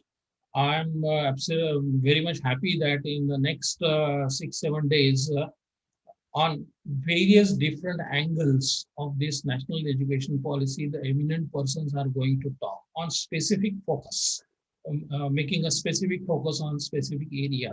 Dr. Devender has given a very technical, very much, you can say, studied type of a talk. To understand 100% what he talked and to take it inside what he talked, we will have to listen to his PowerPoint presentation at least 2 or 3 times, so that the entire thing will be in our mind. So I congratulate Dr. Devendra for your keynote address, and I will be very happy to hear you in various programs with the help of now YouTube. This COVID-19 situation, this pandemic, a bad patch in the entire humanity. We experienced for the first time in our lifetime such a lockdown situation all over the world, and schools and colleges are closed. No students are allowed to go to the schools and colleges from last nearly 16 months. The unexpected type of a disastrous situation we are facing in our education system. Let us think positive in this way. The positive thing is that we started learning, all families started learning online. So initially, 2-3 years back, online is not possible. Online is not possible. We don't have that facility. We do not have internet connections and so on. So there was a reluctancy in going through online, because when I was Vice-Chancellor, Swayam was introduced, and in Swayam, colleges are supposed to take at least one course, make the students compulsory to take that. That is an online type of education. There was a displeasure. No, we don't want Swayam. It is not possible. Students cannot log in and students cannot. Now this COVID-19 situation have made everybody compulsorily. Nobody now dares to say that I cannot learn with the help of a mobile phone or computer, laptop, or this type of gadgets. So that helped us.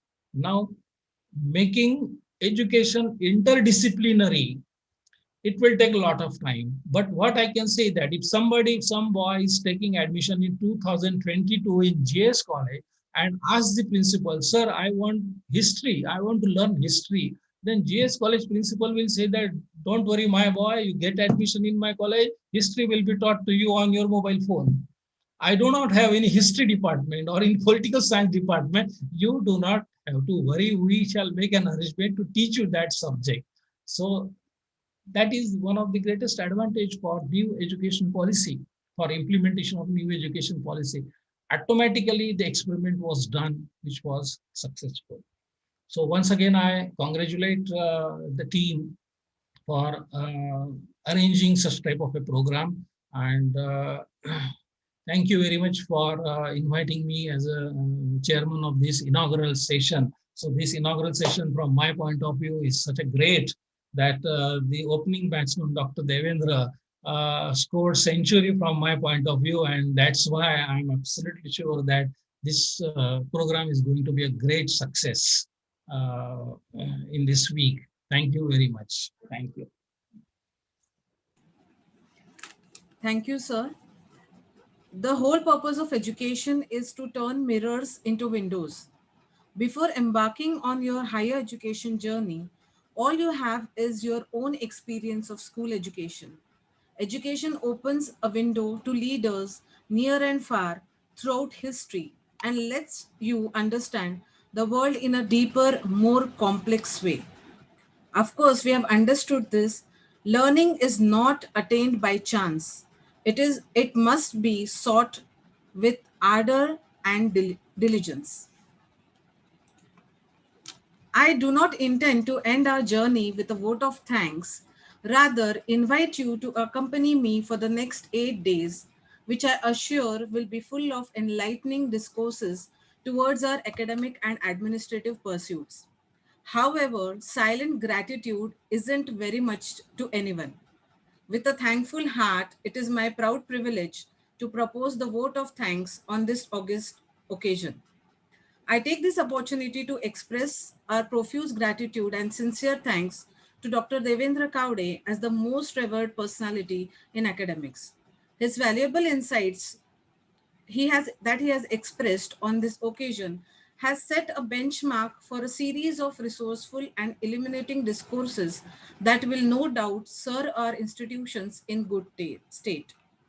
I convey my gratitude and heartfelt thanks to Dr. S.V. Kane for accepting our invitation for chairing the session. We have been fortunate to have uh, one of the renowned identity from academic and endow his best wishes. I take this occurrence to thank the entire organizing colleges for conducting the quality improvement program. The credit of the tremendous efforts in planning and executing the event goes to their dedicated and well-motivated team. I want to extend my generous thanks to all the delegates who have enrolled for the program and their gracious presence. I put on record the wonderful task accomplished by Mr. Abdul Shamim and Sujata Chakravarti ma'am, who coordinated the question answer session. Their careful monitoring has answered all the queries of our delegates, which is the main purpose of this endeavor. My hearty gratitude to the technical coordinators, Dr. Anil Dodewar and Dr. Rakesh Sarade, for their technical support. They are indeed the light of our electronically connected world. We can work only if our switch is turned on. My sincere thanks to the print media for the coverage given to the event in Hindi, Marathi, and English language, and because of which we could reach to large number of faculties. With this, we come to the end of the inaugural session, and with the permission of the chairperson and organizers, I would declare the program is over. Jyoti Patil ma'am. Yes, Shamim has some instructions Yes, for yes. the participants.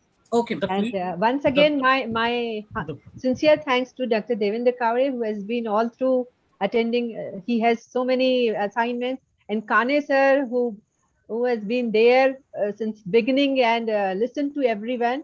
I'm really thankful on behalf of all the colleges, coordinating colleges, and Research Foundation of India. Thank you, sir, both of you, sir. Yeah. The feedback form has been shared in all the groups. All the participants are requested to fill the feedback form and submit. And thank you so much for your overwhelming responses. Tomorrow, we are going to meet at the same time at the same platform for the enlightening discourse by the eminent speaker. Thank you. Thank you so Just much. announce the speaker and the topic. Announce the speaker and the topic.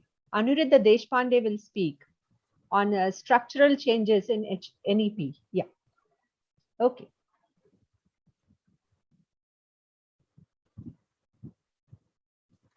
Okay. Thank you, Shraddha madam.